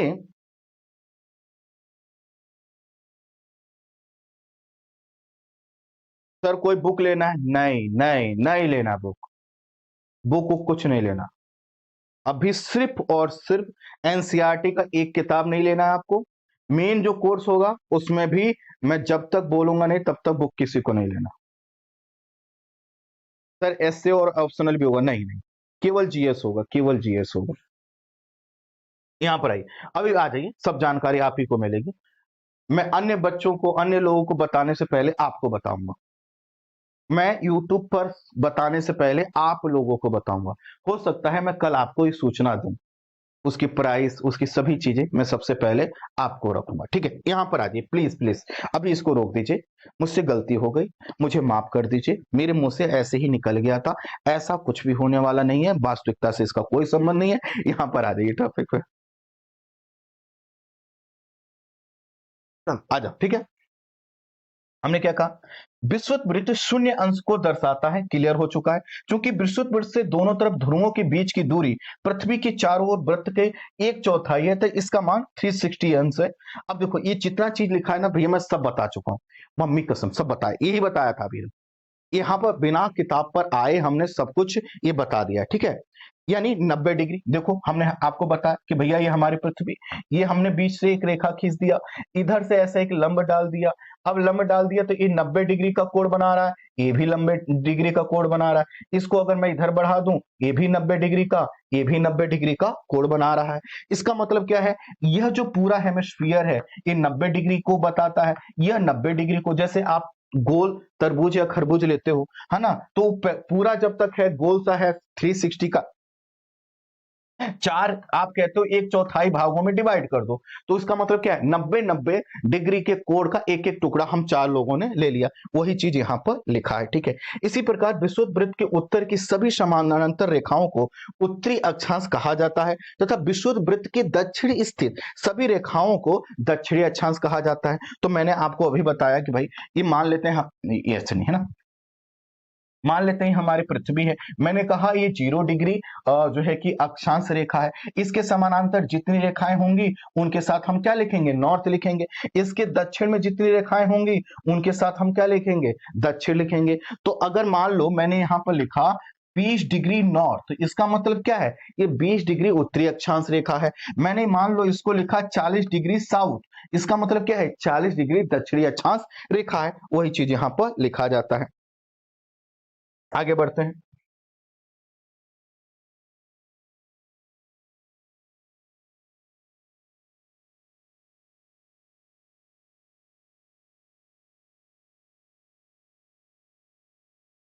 इसलिए प्रत्येक अक्षांश के मान के साथ उसकी दिशा यानी उत्तर या दक्षिण भी लिखा जाता है। सामान्यतः इसे उत्तर या दक्षिण अर्थात उ और द लिखकर आप काम चला लेते हैं, जैसे मैंने नॉर्थ और साउथ लिखा था। उदाहरण के लिए महाराष्ट्र में एक स्थान है चंद्रपुर, एवं ब्राजील में एक स्थान है बेले होरिजेंटो, मैंने आपको बताया भी था। दोनों एक ही अक्षांश पर स्थित है, लेकिन चंद्रपुर विषुवत रेखा के 20 डिग्री उत्तर में एवं बेले होरिजेंटो विषुवत रेखा के 20 डिग्री दक्षिण अक्षांश में। जो मैंने आपको बताया कि आपने अगर उत्तर और दक्षिण नहीं लिखा तो वह व्यक्ति कंफ्यूज हो जाएगा कि भैया उसको कहाँ जाना है। जैसे मान किसी को बुलाना था महाराष्ट्र, आपने कह दिया भैया 20 डिग्री अक्षांश पर आ जाओ, है ना, और वो चला गया ब्राजील, क्योंकि वो भी तो वहीं पर है, 20 डिग्री अक्षांश रेखा वहां से भी गुजर रही है, लेकिन वहां से कौन सा दक्षिणी गुजर रही है, आपने नॉर्थ तो बोला नहीं था, तो कंफ्यूजन हो सकता है। वही चीज लिखा है कि 20 डिग्री अंश में दक्षिण में स्थित, इसलिए हम कहते हैं कि चंद्रपुर 20 डिग्री उत्तरी अक्षांश पर तथा बेली होरिजेंटो 20 डिग्री दक्षिणी अक्षांश पर स्थित है।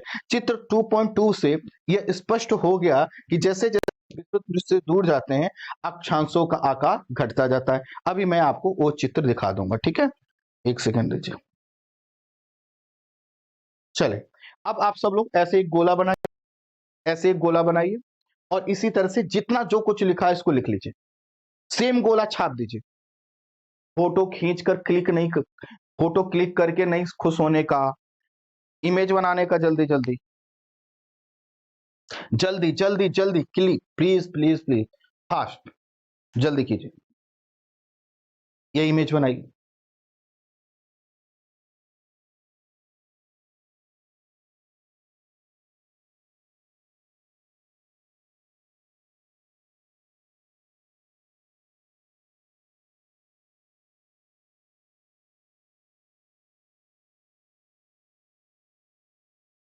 अरे भैया जूम तो है, अब इससे बड़ा जूम कर लो।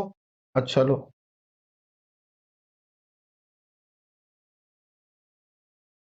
देख रहे हो हमारा कमाल।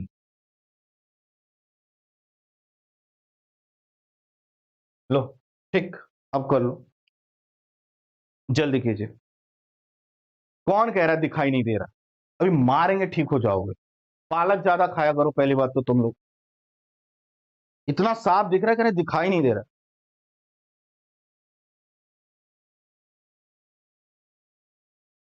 सर जो इंग्लिश की क्लास है, स्पोकन की क्लास अलग से होगी, स्पोकन की क्लास अलग से होगी। अभी ग्रामर की क्लास चल रही है इंग्लिश वाली। अच्छा आप सब लोग सुनिए, देखो आप वह लोग हो जिन पर हमें सबसे ज्यादा भरोसा है।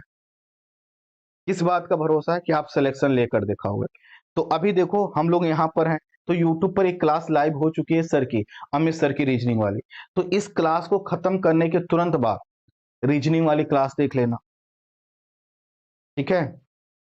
ये नहीं हो कि आप क्लास स्किप करने लगे पेड कोर्स के चक्कर में।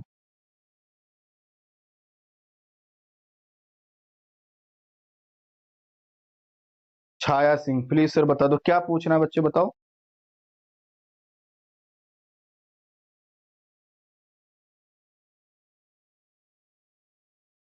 सर यूपीएससी एस्पिरेंट लेने ग्रामर की क्लास, हाँ। हे भगवान, आप ही लोगों के लिए सबसे ज्यादा इंपॉर्टेंट है वो। आपको पता है ना कि यूपीएससी में पहले देखो, पहले क्या होता था कि प्रीलिम्स जब होता तो प्रीलिम्स को क्वालिफाई करने वाले लगभग 41% स्टूडेंट कौन से थे, हिंदी मीडियम के थे। 41 से लेकर 45 तक हिंदी मीडियम के होते थे। अब ये आंकड़ा पता कितना पर आ गया है, 6 से 7% पर। केवल 6 से 7% स्टूडेंट प्रीलिम्स ही क्लियर कर पाते हैं। अब सोचो, ये जो 6 से 7% प्रीलिम्स भी क्लियर करके जा रहे हैं ना, यह मेंस में जो कंपलसरी पेपर है उसमें इसमें से लगभग 17 से 18% स्टूडेंट इस कंपलसरी इंग्लिश पेपर में ही फेल हो जाते हैं। इस कंपलसरी इंग्लिश पेपर में सोचो, एक तो बड़ी मुश्किल से प्रीलिम्स पास हुए, उसमें से इतनी बड़ी संख्या वो फेल हो गए। बहुत टफ पेपर होता है, आसान नहीं है। सब पढ़ते रहो, सब पढ़ते रहो। चलो आगे बढ़े, बन गया, इमेज बन गया, इमेज बन गया, इमेज बन गया, बता दीजिए सब लोग, बन गया, ठीक है।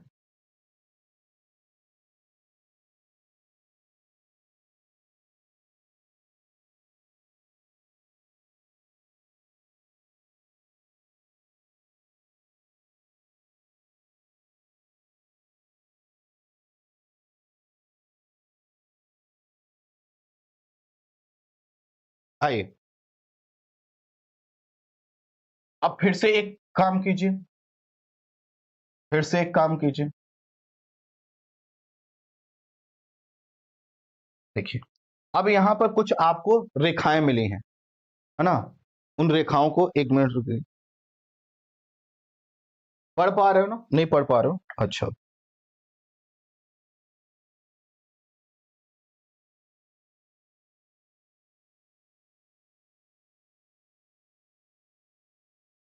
ठीक, अब पढ़ पा रहे हैं, चलिए। तो अब क्या कीजिए, वही चीज लिखा है, देखो। अभी हमने देखा कि 23.5 डिग्री उत्तरी अक्षांश रेखा को क्या है, कर्क रेखा। तो आप ऐसे कर सकते हो, फिर से अगर बनाना चाहो कि भैया हमने ये पृथ्वी ले ली, ये 20 से डिग्री, 0 डिग्री अक्षांश रेखा, 0 डिग्री अक्षांश रेखा।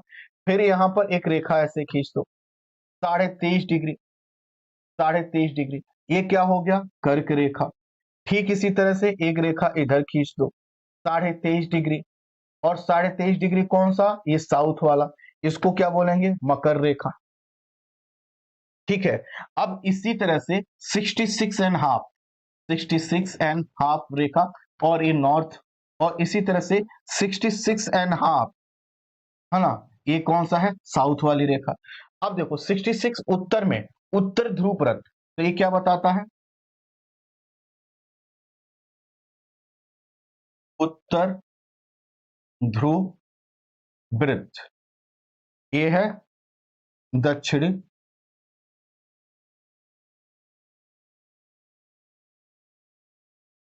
ध्रुव वृत्त। क्लियर, बना लीजिए, जल्दी बना लीजिए। सर मैथ्स की क्लास कब होगी, मैथ्स की पहली बात तो सीसेट की क्लास यूट्यूब पर अपने मेन चैनल पर पहले ही हो चुकी है, और दूसरे वाले चैनल पर भी 1-2 दिन में स्टार्ट हो जाएगी। क्लियर हो गया यहां तक, चलिए। अब पढ़ते हैं, फिर हम नोट्स बनाएंगे, ठीक है। अब पढ़ने का काम करते हैं, फिर नोट्स बनाएंगे।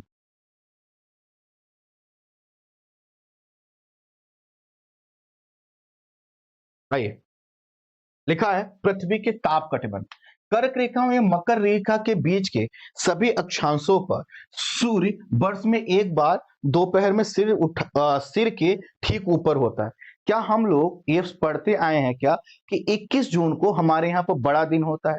क्यों होता है? क्योंकि 21 जून को सूर्य हमारे यहां से गुजरने वाली 23.5 डिग्री उत्तरी अक्षांश रेखा अर्थात कर्क रेखा पर एकदम सीधा होता है। जैसे आप टॉर्च लो और नीचे कोई आदमी बैठा उसकी खोपड़ी पे मारो, एकदम सीधा प्रकाश। अब इसी तरह से टॉर्च है तो उसका केवल प्रकाश का असर होगा। कोई व्यक्ति ऐसे बैठ के खाना खा रहा हो, उसके ऊपर ऐसे हाइलोजन रख दो। अब हाइलोजन रख दोगे तो क्या होगा? प्रकाश भी मिलेगा उसको और हीट भी मिलेगा, ऊष्मा भी मिलेगा। ठीक है, तो यही चीज यहाँ पर लिखा है। इसलिए इस क्षेत्र में सबसे अधिक ऊष्मा प्राप्त होती है। इसको उष्णकटिबंध बोलते हैं। इसका मतलब ऐसे आप पृथ्वी बना लो फिर से, जितना लकीर खींचोगे उतना ही आपके लिए अच्छा है। अब देखो, यह हुआ हमारा कर्क रेखा, यह हुआ हमारा मकर रेखा। ठीक, ये बीच में है 0 डिग्री अक्षांश रेखा। ठीक है, ये है 0 डिग्री अक्षांश। अब होता क्या है कि हमारा जो सूर्य है, आपने सुना होगा कर्क रेखा पर लंबवत होता है, इस पर लंबवत होता है। तो यहां पर कुछ डेट लिखो, ये देखो यहां पर लिखो इक्वेटर पर 21 मार्च और 23 सितंबर। 23 सितंबर तो सूर्य कहां पर होता है? विषुवत रेखा पर लंबवत होता है। सूर्य की किरणें एकदम लंबवत कहां पर होती हैं? विषुवत रेखा। 21 मार्च और 23 सितंबर। आज कौन सा दिन है?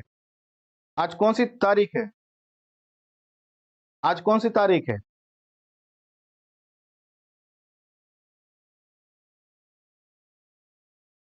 आज है 13 तारीख।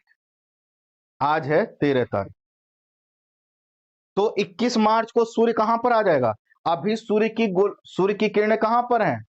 अभी दक्षिणी गोलार्ध में है ना। दिसंबर के समय मकर रेखा पर थी वो, मकर रेखा पर। इसलिए हमको क्या मिल रहा था? सूर्य की किरणें हमारे यहाँ पर लंबवत नहीं पड़ रही थी, तो हमारे यहाँ पर ठंडी थी। अब क्या हो रहा है? सूर्य की किरणें धीरे धीरे इक्वेटर के पास पहुंच रही हैं। 21 मार्च को यहाँ इक्वेटर पर आ जाएंगे और फिर 21 मार्च से देखना गर्मी बहुत तेजी से बढ़ेगी, क्योंकि सूर्य की किरणें उधर उत्तर की ओर बढ़ेंगे और उत्तर की ओर बढ़ते बढ़ते कब आ जाएंगे? यहाँ पर 21 जून को यहाँ पर किरण आ जाएगी।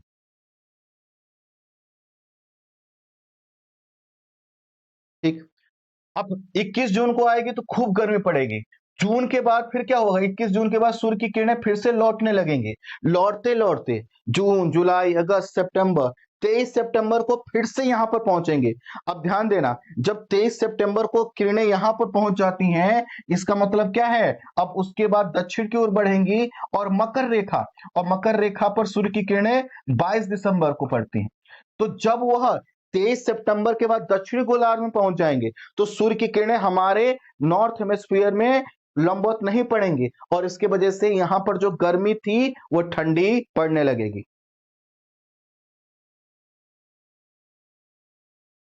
भैया, मैथ्स की क्लास अभी तो बताया, कैसे करते हो आप लोग? अभी कुछ देर तो मैंने बताया कि मैथ्स की क्लास अपने यूट्यूब चैनल पर हो चुकी है, सी सेट की। दूसरे वाले चैनल पर अभी कुछ दिन बाद होगी। अभी तो मैंने बताया। आप लोगों का ध्यान नहीं रहता क्या? ऐसा मत करो भैया, हमारा भरोसा टूट जाएगा। हम आप लोग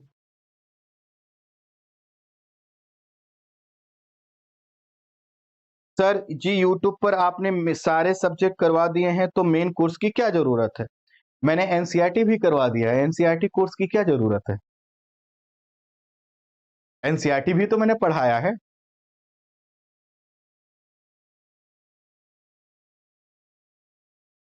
क्लियर यहाँ पर? क्लियर। अब देखिए, हम ये देख रहे हैं कि सूर्य की किरणें इस बीच में क्या कर रही हैं? इधर से उधर आ रही हैं। तो इसी को बोलते हैं उष्णकटिबंध। लिख लो, लिख लो। अब देखो, नोट्स बनाना चालू करो। इसको मैं मिटा रहा हूं, नोट्स बनाना चालू करो।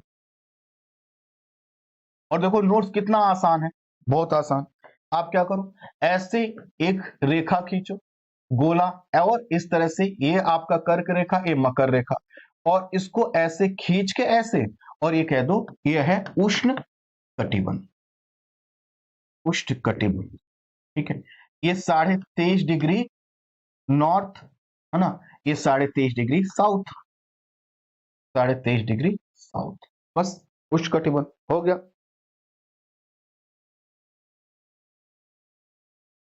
क्लियर।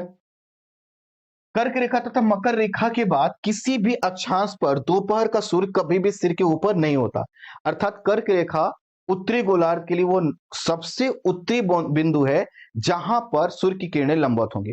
अब प्रश्न आएगा कर्क रेखा पर ही क्यों, तो इसके पीछे कारण है, कर्क रेखा का मान क्या है, 23.5 डिग्री। हमारी पृथ्वी 23.5 डिग्री ही झुकी है, इसी के कारण वह जो है कि 23.5 डिग्री तक की सूर्य की किरणें लंबवत होती। अगर ये ना झुकी होती तो इस तरह की कंडीशन, जितनी झुकी, अगर हम कह रहे हैं 40 डिग्री पृथ्वी झुकी होती तो सूर्य की किरणें 40 डिग्री अक्षांश तक लंबवत जाती। कितनी झुकी है, 23.5 डिग्री। तो 23.5 डिग्री नॉर्थ और 23.5 डिग्री साउथ वह लास्ट पॉइंट है जहां पर सूर्य की किरणें एकदम लंबवत होंगी, उसके बाद किसी स्थान पर कभी भी लंबवत नहीं होंगे। वही चीज यहां पर लिखा। इस प्रकार उत्तरी गोलार्ध में कर्क रेखा और उत्तरी ध्रुव वृत्त तथा दक्षिणी गोलार्ध में मकर रेखा एवं दक्षिणी ध्रुव वृत्त के बीच वाले क्षेत्र का तापमान मध्यम रहता है, इसलिए इसे शीतोष्ण कटिबंध बोलते हैं। ठीक है, शीतोष्ण कटिबंध। अब क्या हुआ, यहां पर लिखो, है ना, कि कर्क रेखा से, कर्क रेखा से, है ना, उत्तरी ध्रुव वृत्त, उत्तरी ध्रुव वृत्त तक, ठीक इसी तरह से मकर रेखा से, मकर रेखा से दक्षिणी ध्रुव वृत्त तक, है ना, तक, इसको क्या बोल दो, ये है आपका शीतोष्ण कटिबंध, ये है शीतोष्ण कटिबंध। ठीक है, तो कर्क रेखा से लेकर 66 तक आप क्या कह दोगे, 66 नॉर्थ या 66 साउथ तक, है ना, या मकर रेखा से लोगे तो साउथ वाला पार्ट, और जो है कि उत्तर वाला भाग लोगे तो कर्क रेखा से लेकर उत्तरी ध्रुव वाला भाग, क्या है, शीतोष्ण कटिबंध। ठीक है, और शीतोष्ण कटिबंध से आगे देखो, यह वाला जो भाग हुआ ना, यह मैं इसको ऐसे खींच दे रहा हूं, ठीक है, यह है ना, ये कौन सा हो गया, ये हो गया शीतोष्ण, और ये हो गया आपका शीतोष्ण दक्षिण वाला, और फिर यह जो भाग है ये हो गया आपका शीत कटिबंध, ये क्या हो गया, शीत।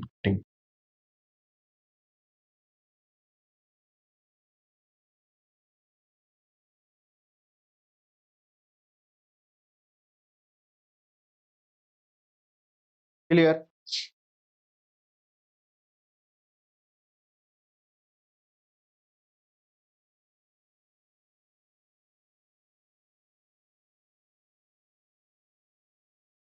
यहां तक क्लियर।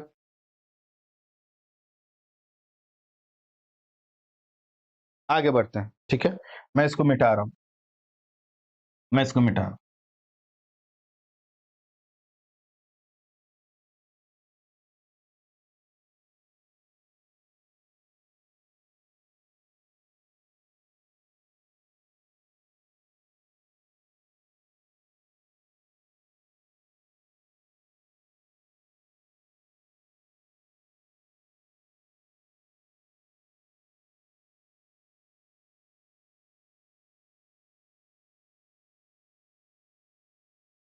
अब आ जाइए, जैसे इन्होंने अक्षांश पर बात की, अब ये देशांतर पर बात करने जा रहे हैं, जिसको हालांकि हम लोग पहले ही डिस्कस कर चुके हैं। ठीक है, चलो फिर भी हम पढ़ लेते हैं तेजी से। किसी स्थान की स्थिति को बताने के लिए उस स्थान के अक्षांश के अतिरिक्त कुछ और जानकारियों की आवश्यकता होती है। आप देख सकते हैं कि प्रशांत महासागर में स्थित टोंगा द्वीप, यहां पर इसमें नहीं दिखा है, चलिए कोई बात नहीं, टोंगा द्वीप हिंद महासागर में स्थित मॉरिशस द्वीप एक ही अक्षांश अर्थात 20 डिग्री दक्षिणी स्थान पर अवस्थित है। उनकी सही स्थिति की जानने के लिए पता करना होगा कि उत्तर ध्रुव को दक्षिण ध्रुव से जोड़ने वाली संदर्भ रेखा या पश्चिम पूरब या पश्चिम की ओर इन स्थानों की दूरी कितनी है। ये सब छोड़ दीजिए, है ना, मनगढ़ंत बातें हैं, इनका वास्तविकता से कोई संबंध नहीं है, यहां पर आ जाइए। ठीक है, चलो यहां पर, यहां पर लिखा है उनके बीच अर्थात दो देशांतरों, यहां पर देखिए एक चीज आप देख पा रहे होंगे, यहां पर लिखा है 0 डिग्री देशांतर रेखा, लिखा है, जरूर लिखा होगा, जरूर लिखा होगा।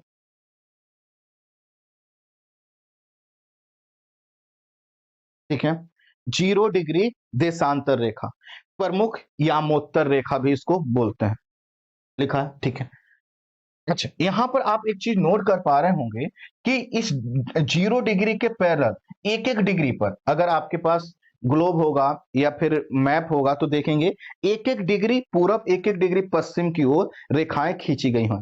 क्योंकि कोई भी जो गोल चीज होती है 360 के वैल्यू को बताती है, तो यहां पर इसी तरह से रेखाएं खींची गई।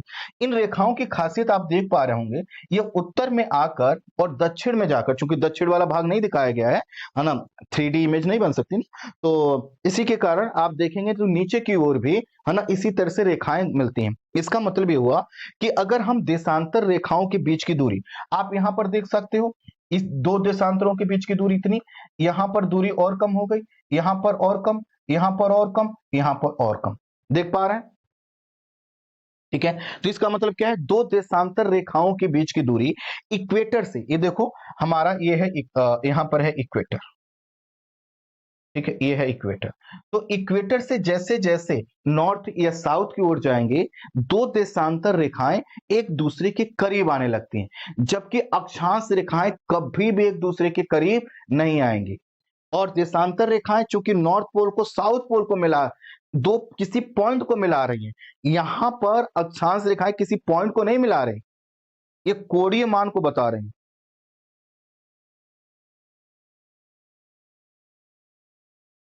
ठीक है, तो या प्रमुख यामोत्तर इसको इंग्लिश में बोलते हैं प्राइम मेरिडियन। मेरिडियन का मतलब होता है सबसे प्रमुख जो है, प्राइम मेरिडियन प्रमुख यामोत्तर या जो है कि प्राइम मेरिडियन लाइन। ठीक है, चलो यहां पर देखो आगे आई, प्रत्येक अंश को मिनट एवं मिनट को सेकेंड में विभाजित किया जाता है ना। ये अर्धवृत्त हैं, इनके बीच की दूरी ध्रुवों की तरफ बढ़ने पर घटती जाती है और ध्रुवों पर इनके बीच की दूरी शून्य हो जाती है। ठीक है, अक्षांश रेखाओं से भिन्न सभी देशांतर यामोत्तर या रेखाओं की लंबाई समान होती है।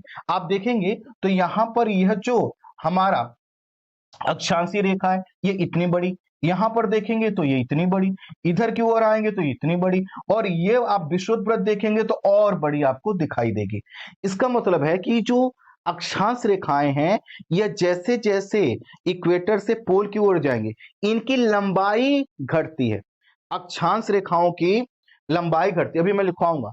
वहीं देशांतर रेखाएं एक दूसरे के करीब आती हैं।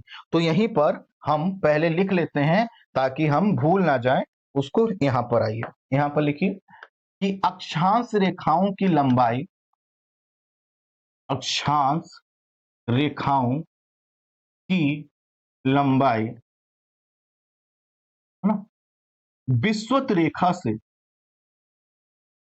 विषुवत रेखा से ध्रुवों की ओर, ध्रुवों की ओर कम होती जाती है, कम होती जाती है।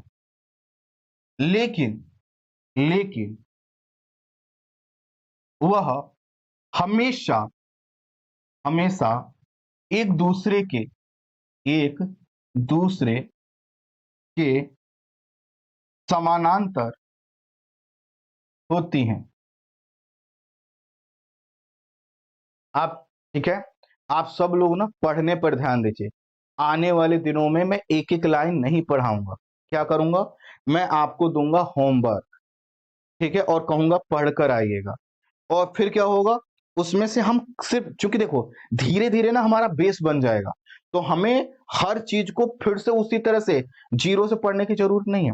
मैं आपको कुछ टास्क दूंगा, कुछ नोट्स दूंगा, कुछ पीडीएफ दूंगा, जो भी, उसको आपको पढ़कर आना होगा, और फिर मैं उसी में से जो चीज कलरफुल होगी वही कलरफुल चीज लाकर मैं आपके सामने पढ़ता चलूंगा।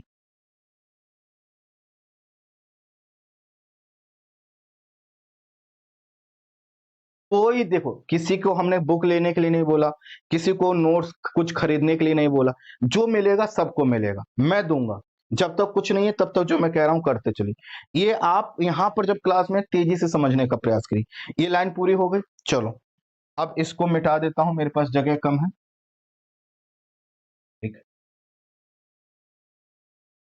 यहां पर आइए। देशांतर रेखाएं, देशांतर रेखाएं समान लंबाई वाले होते हैं, समान लंबाई वाले होते हैं, लेकिन लेकिन इनके बीच की दूरी, इनके बीच की दूरी 0 डिग्री से 90 डिग्री की ओर कम होती जाती है, कम होती जाती है, एवं एवं ध्रुवों पर, ध्रुवों पर जाकर यह आपस में, आपस में मिल जाते हैं,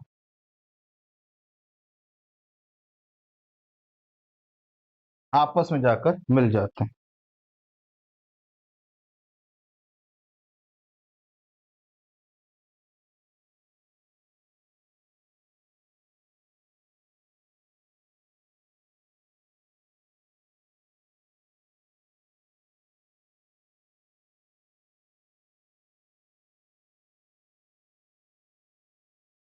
ठीक है, क्लियर। तो जैसा कि हम देख सकते हैं कि यह जो जितनी भी रेखाएं हैं, इनकी लंबाई एकदम समान है, इनकी लंबाई जब आप देखो ग्लोब देखेंगे तो इनकी लंबाई एकदम समान है, लेकिन ये क्या हो रहे हैं, ध्रुवों की ओर जाकर चिपक जा रहे हैं, ध्रुवों के बीच जाकर क्या हो रहा है, जैसे जैसे हम विषुवत रेखा से ध्रुवों की ओर जा रहे हैं, दूरी क्या होती जा रही है, कम होती है, लंबाई एकदम, जैसे गोल चीज पर आप क्या करो, यह नॉर्थ पॉइंट इस साउथ पॉइंट को मिलाकर ऐसी रेखाएं खींची, क्योंकि गोल चीज है तो सब क्या होंगी, लंबाई सबकी एक जैसी होगी, लेकिन क्या होंगी, ध्रुवों पर जाकर चिपकती जाएंगी।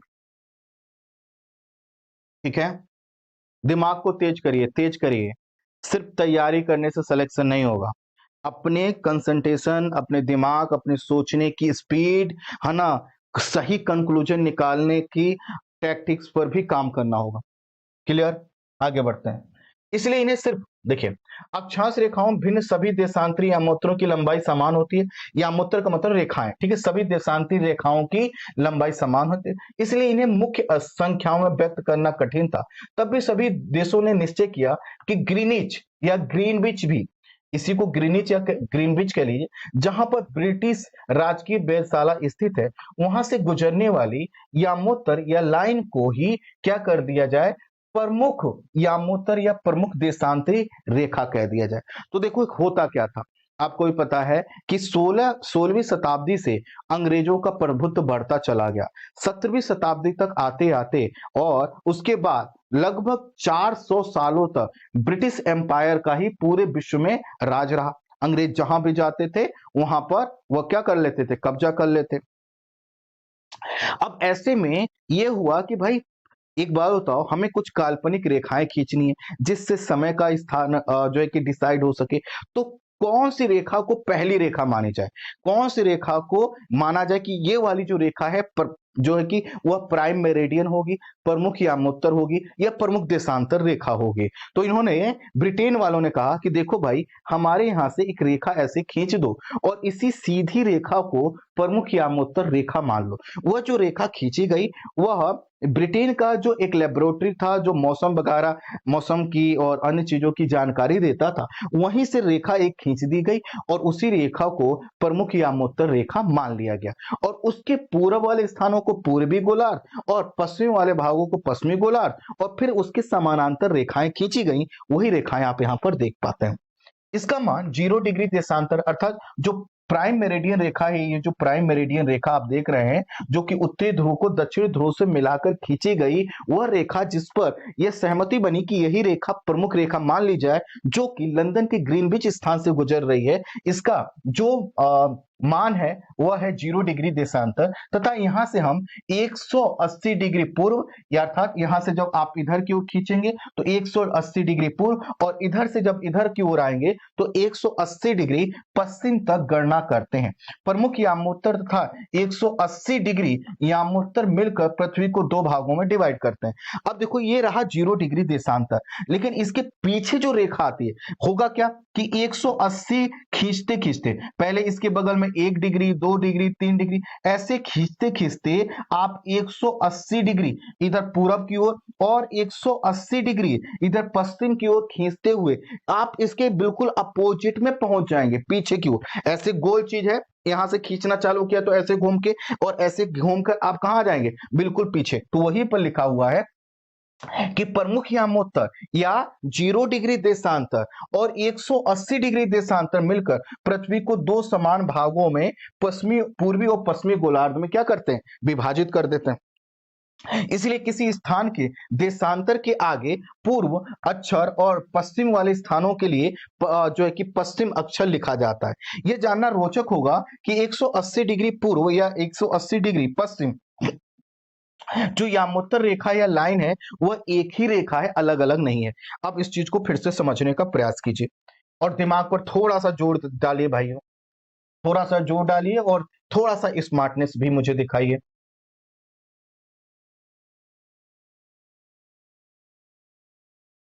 एक सेकंड दीजिए मुझे, यहां पर जो हमने किया वो उसको समझते हैं। देखिए ये हमारी पृथ्वी, देखिए ठीक।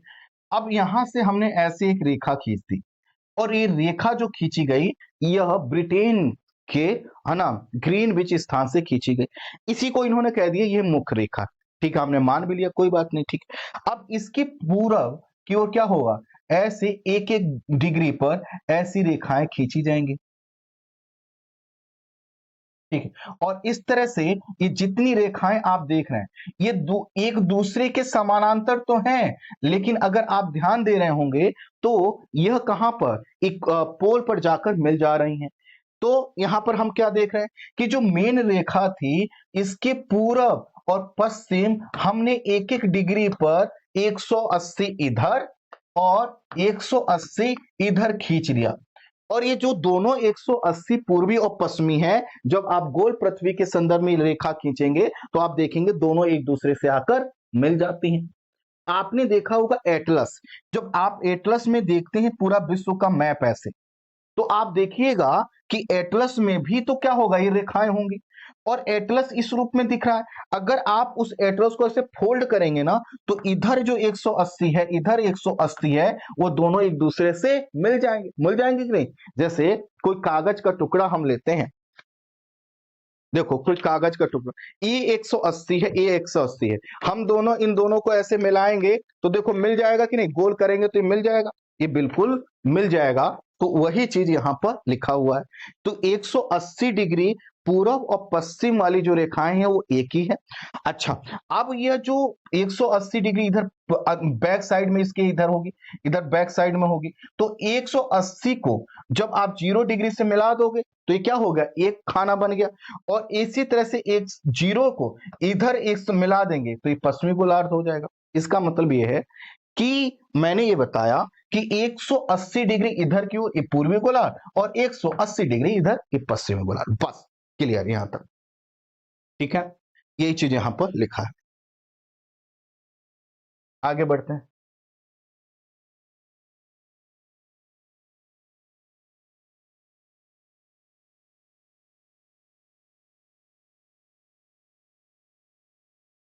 क्लियर, अब यहां पर कहा जा रहा है, पढ़ पा रहे हैं ना, हाँ ठीक है। अब ग्लोब पर अक्षांश रेखाओं एवं देशांतरी रेखाओं के द्वारा बनी ग्रिड को देखिए, ग्रिड मतलब जाल को देखिए। अगर आपको किसी स्थान के अक्षांश एवं देशांतर की सही जानकारी हो तो आप जैसे मान लो कोई व्यक्ति यहां पर है, यहां पर इस पॉइंट पर वो बता सकता है कि मैं 40 डिग्री अक्षांश पर हूं और ये किस देशांतर पर है, तो ये इसका जो देशांतर है मान लो 10 डिग्री है, वो बता सकता है मैं 40 डिग्री अक्षांश पर और इतने डिग्री देशांतर पर हूं। अब आपको यहां पर होमवर्क करना है, आपको यह पता करना है कि आपका जिला किस अक्षांश और किस देशांतर पर आता है। ठीक है, क्लियर? तो यहां पर क्या लिखा है कि रेखाओं ये अक्षांश और देशांती रेखाओं को देखेंगे तो ये एक ग्रिड के रूप में नजर आएगा, एक जाल के रूप में नजर आएगा। ठीक है, बाकी इस तो यहां पे कुछ नहीं है, एक प्रयोग है कि भैया एक रेखा लीजिए, ऐसे खींचिए वैसे खींचिए, इससे कुछ भी नहीं है। तो देखिए यहां पर जो मैंने आपको अभी समझाने का प्रयास किया,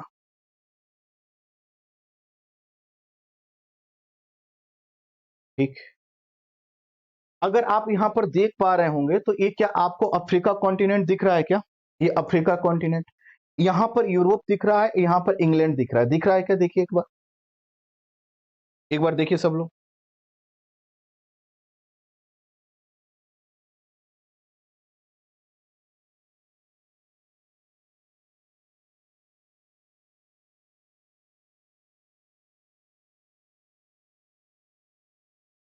ये रोटेट नहीं होगा भाई, रोटेट नहीं होगा, रोटेट नहीं होगा, और रोटेट हो जाएगा तो ये पूरा पश्चिम नहीं। अब देखो, अब यहां पर आप देख रहे होंगे एक स्थान लिखा है ग्रीनिच, देखिए एक ग्रीनिच लिखा है।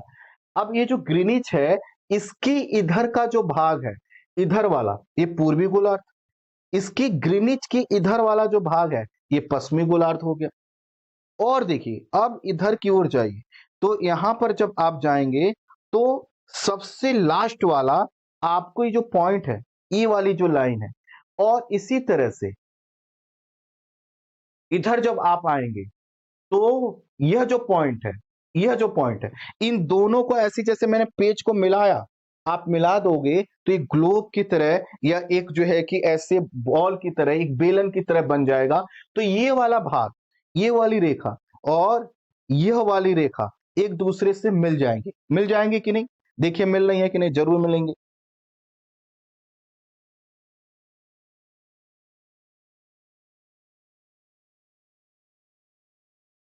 ठीक है, ओके,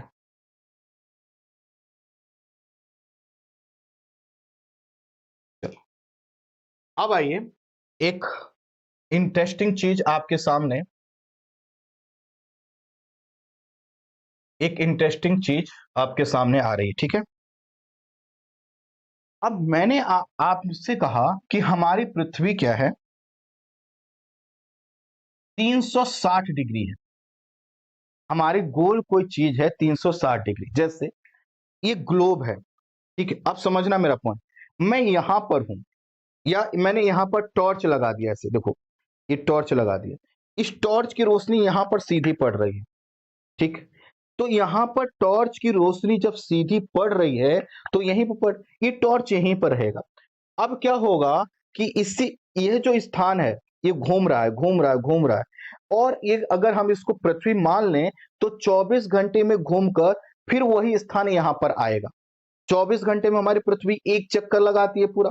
तो यह जो टॉर्च है इसको हम मान लेते हैं सूर्य, सूर्य स्थिर है, सूर्य कहीं नहीं जा रहा।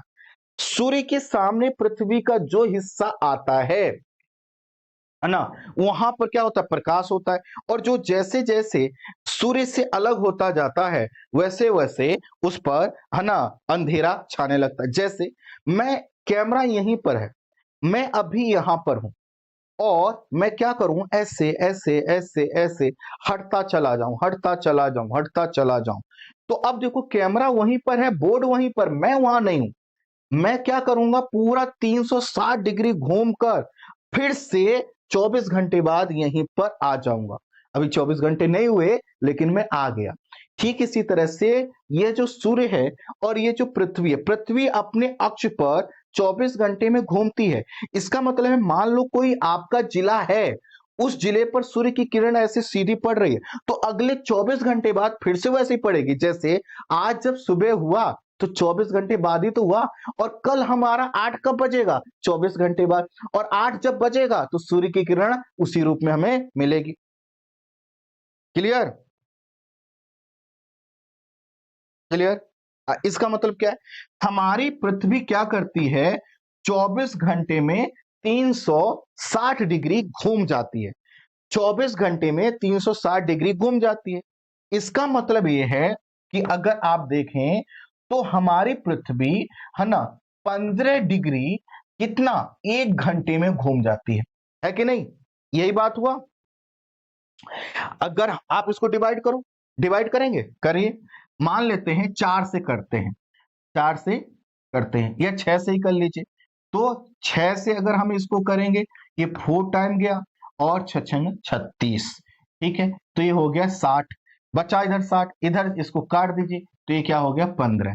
इसका मतलब है कि हमारी पृथ्वी 15 डिग्री 1 घंटे में घूम जाती है, घूम जाती है। क्लियर? हमारी पृथ्वी 15 डिग्री 1 घंटे में घूम जाती है। तभी तो 24 घंटे बाद फिर से वही कंडीशन क्रिएट होती है।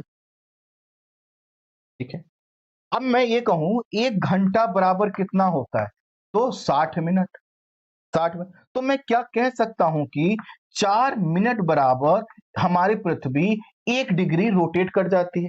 4 मिनट, 1 घंटा बराबर 60 मिनट। हमने देखा कि 1 घंटे में 15 डिग्री घूम रही थी। इसका मतलब है कि 1 डिग्री घूमने में हमारी पृथ्वी को 4 मिनट का समय लगता है।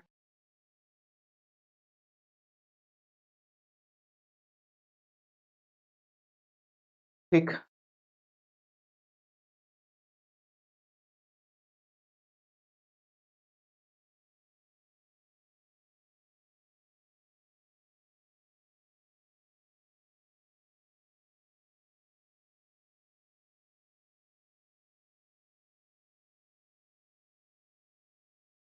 ठीक है, चल। अब देखिए, अब मैंने आपसे कहा, अब देखिए इसको, एक सेकंड।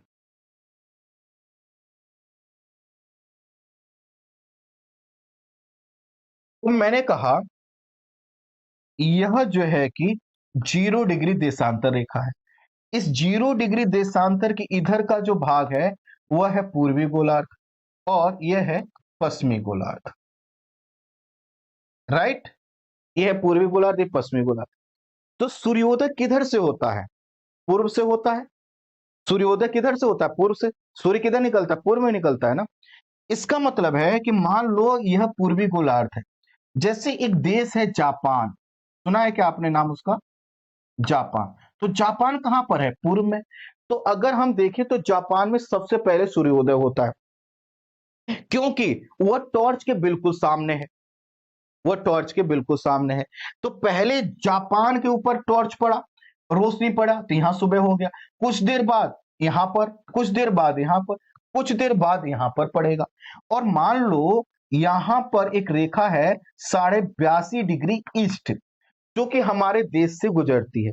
तो जब यहां हमारे देश की इस रेखा पर क्या पड़ा? सूर्य की रोशनी पड़ी। तो हमने कह दिया कि भाई हमारे यहां पर 6 बजा, हमारे यहां 6 बजा।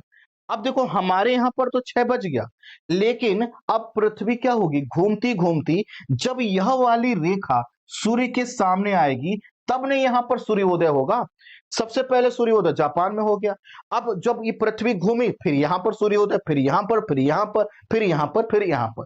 इसका मतलब है कि हमारा देश पूरब की ओर है, और पूरब की ओर होने का मतलब है कि हमारे यहां पर सूर्योदय पहले होगा।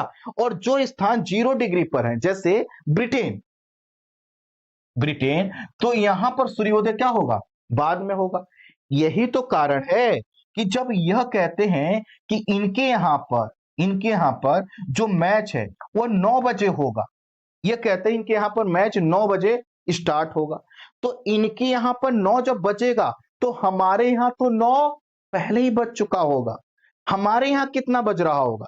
तो हमारे यहां पर एक रेखा है 82.5 डिग्री रेखा। अब देखो उसी से हमारे देश का समय निर्धारण होता है। तो हमने क्या कहा कि इनके यहां बजा है 9। हमारे यहाँ कितना समय बचेगा उसको हम आसानी से कैलकुलेट कर लेते हैं। मैंने आपसे कहा था कि भैया 1 डिग्री बराबर 4 मिनट, तो 82.82 इंटू 4 कर दो, है ना, आधे को हम बाद में ले, 82 इंटू 4 कर दो, तो 4 4 दूनी 8, ठीक है, और 8 4 दूनी 8 हो गया, और 8 चौको 32, लिख दो ऐसे 32, 328। और देखो आधा डिग्री बचा हुआ है, उसका 2 मिनट इधर जोड़ दो, तो कितना हो गया 330 मिनट। इसको घंटे में कन्वर्ट करोगे तो ये आ जाएगा 5 घंटा 30 मिनट। अब देखो इनके यहां पर 9 बजा है, हमारे यहां पर 9 कब का बज चुका था, पहले हमारे यहां 9 बजा, इनके यहां तो 9 बाद में बचा, तो इनके यहां जब 9 बज रहा तो हमारे यहां दोपहर का समय हो चुका होगा।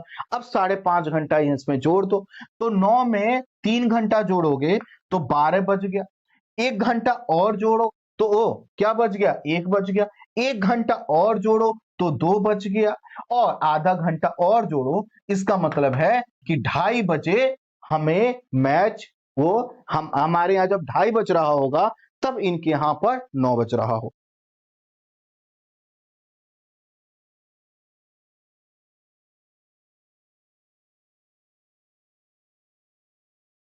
क्लियर? बस यही एग्जांपल इसी तरह से जो मैंने आपको बताया उसको नोट कर लीजिए। अभी 360 वाला नोट किया था कि नहीं आपने? 360 वाला, और इसको नोट कर लीजिए, बस नोट कर लीजिए।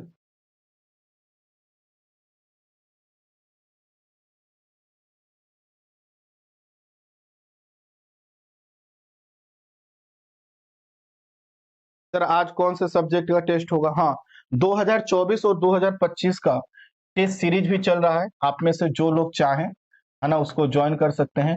आज 2024 का, है ना, पॉलिटी का टेस्ट होगा, पॉलिटी का टेस्ट होगा।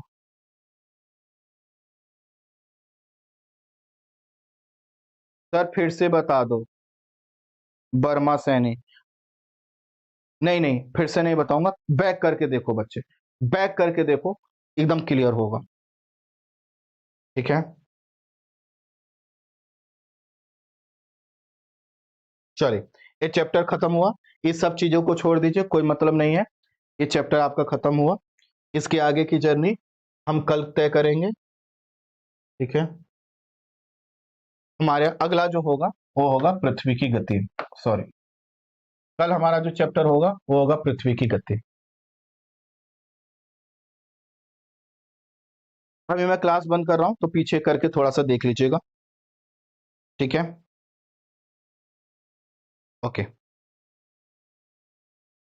Okay, thank you so much, thank you so much, thank you so much, thank you so much.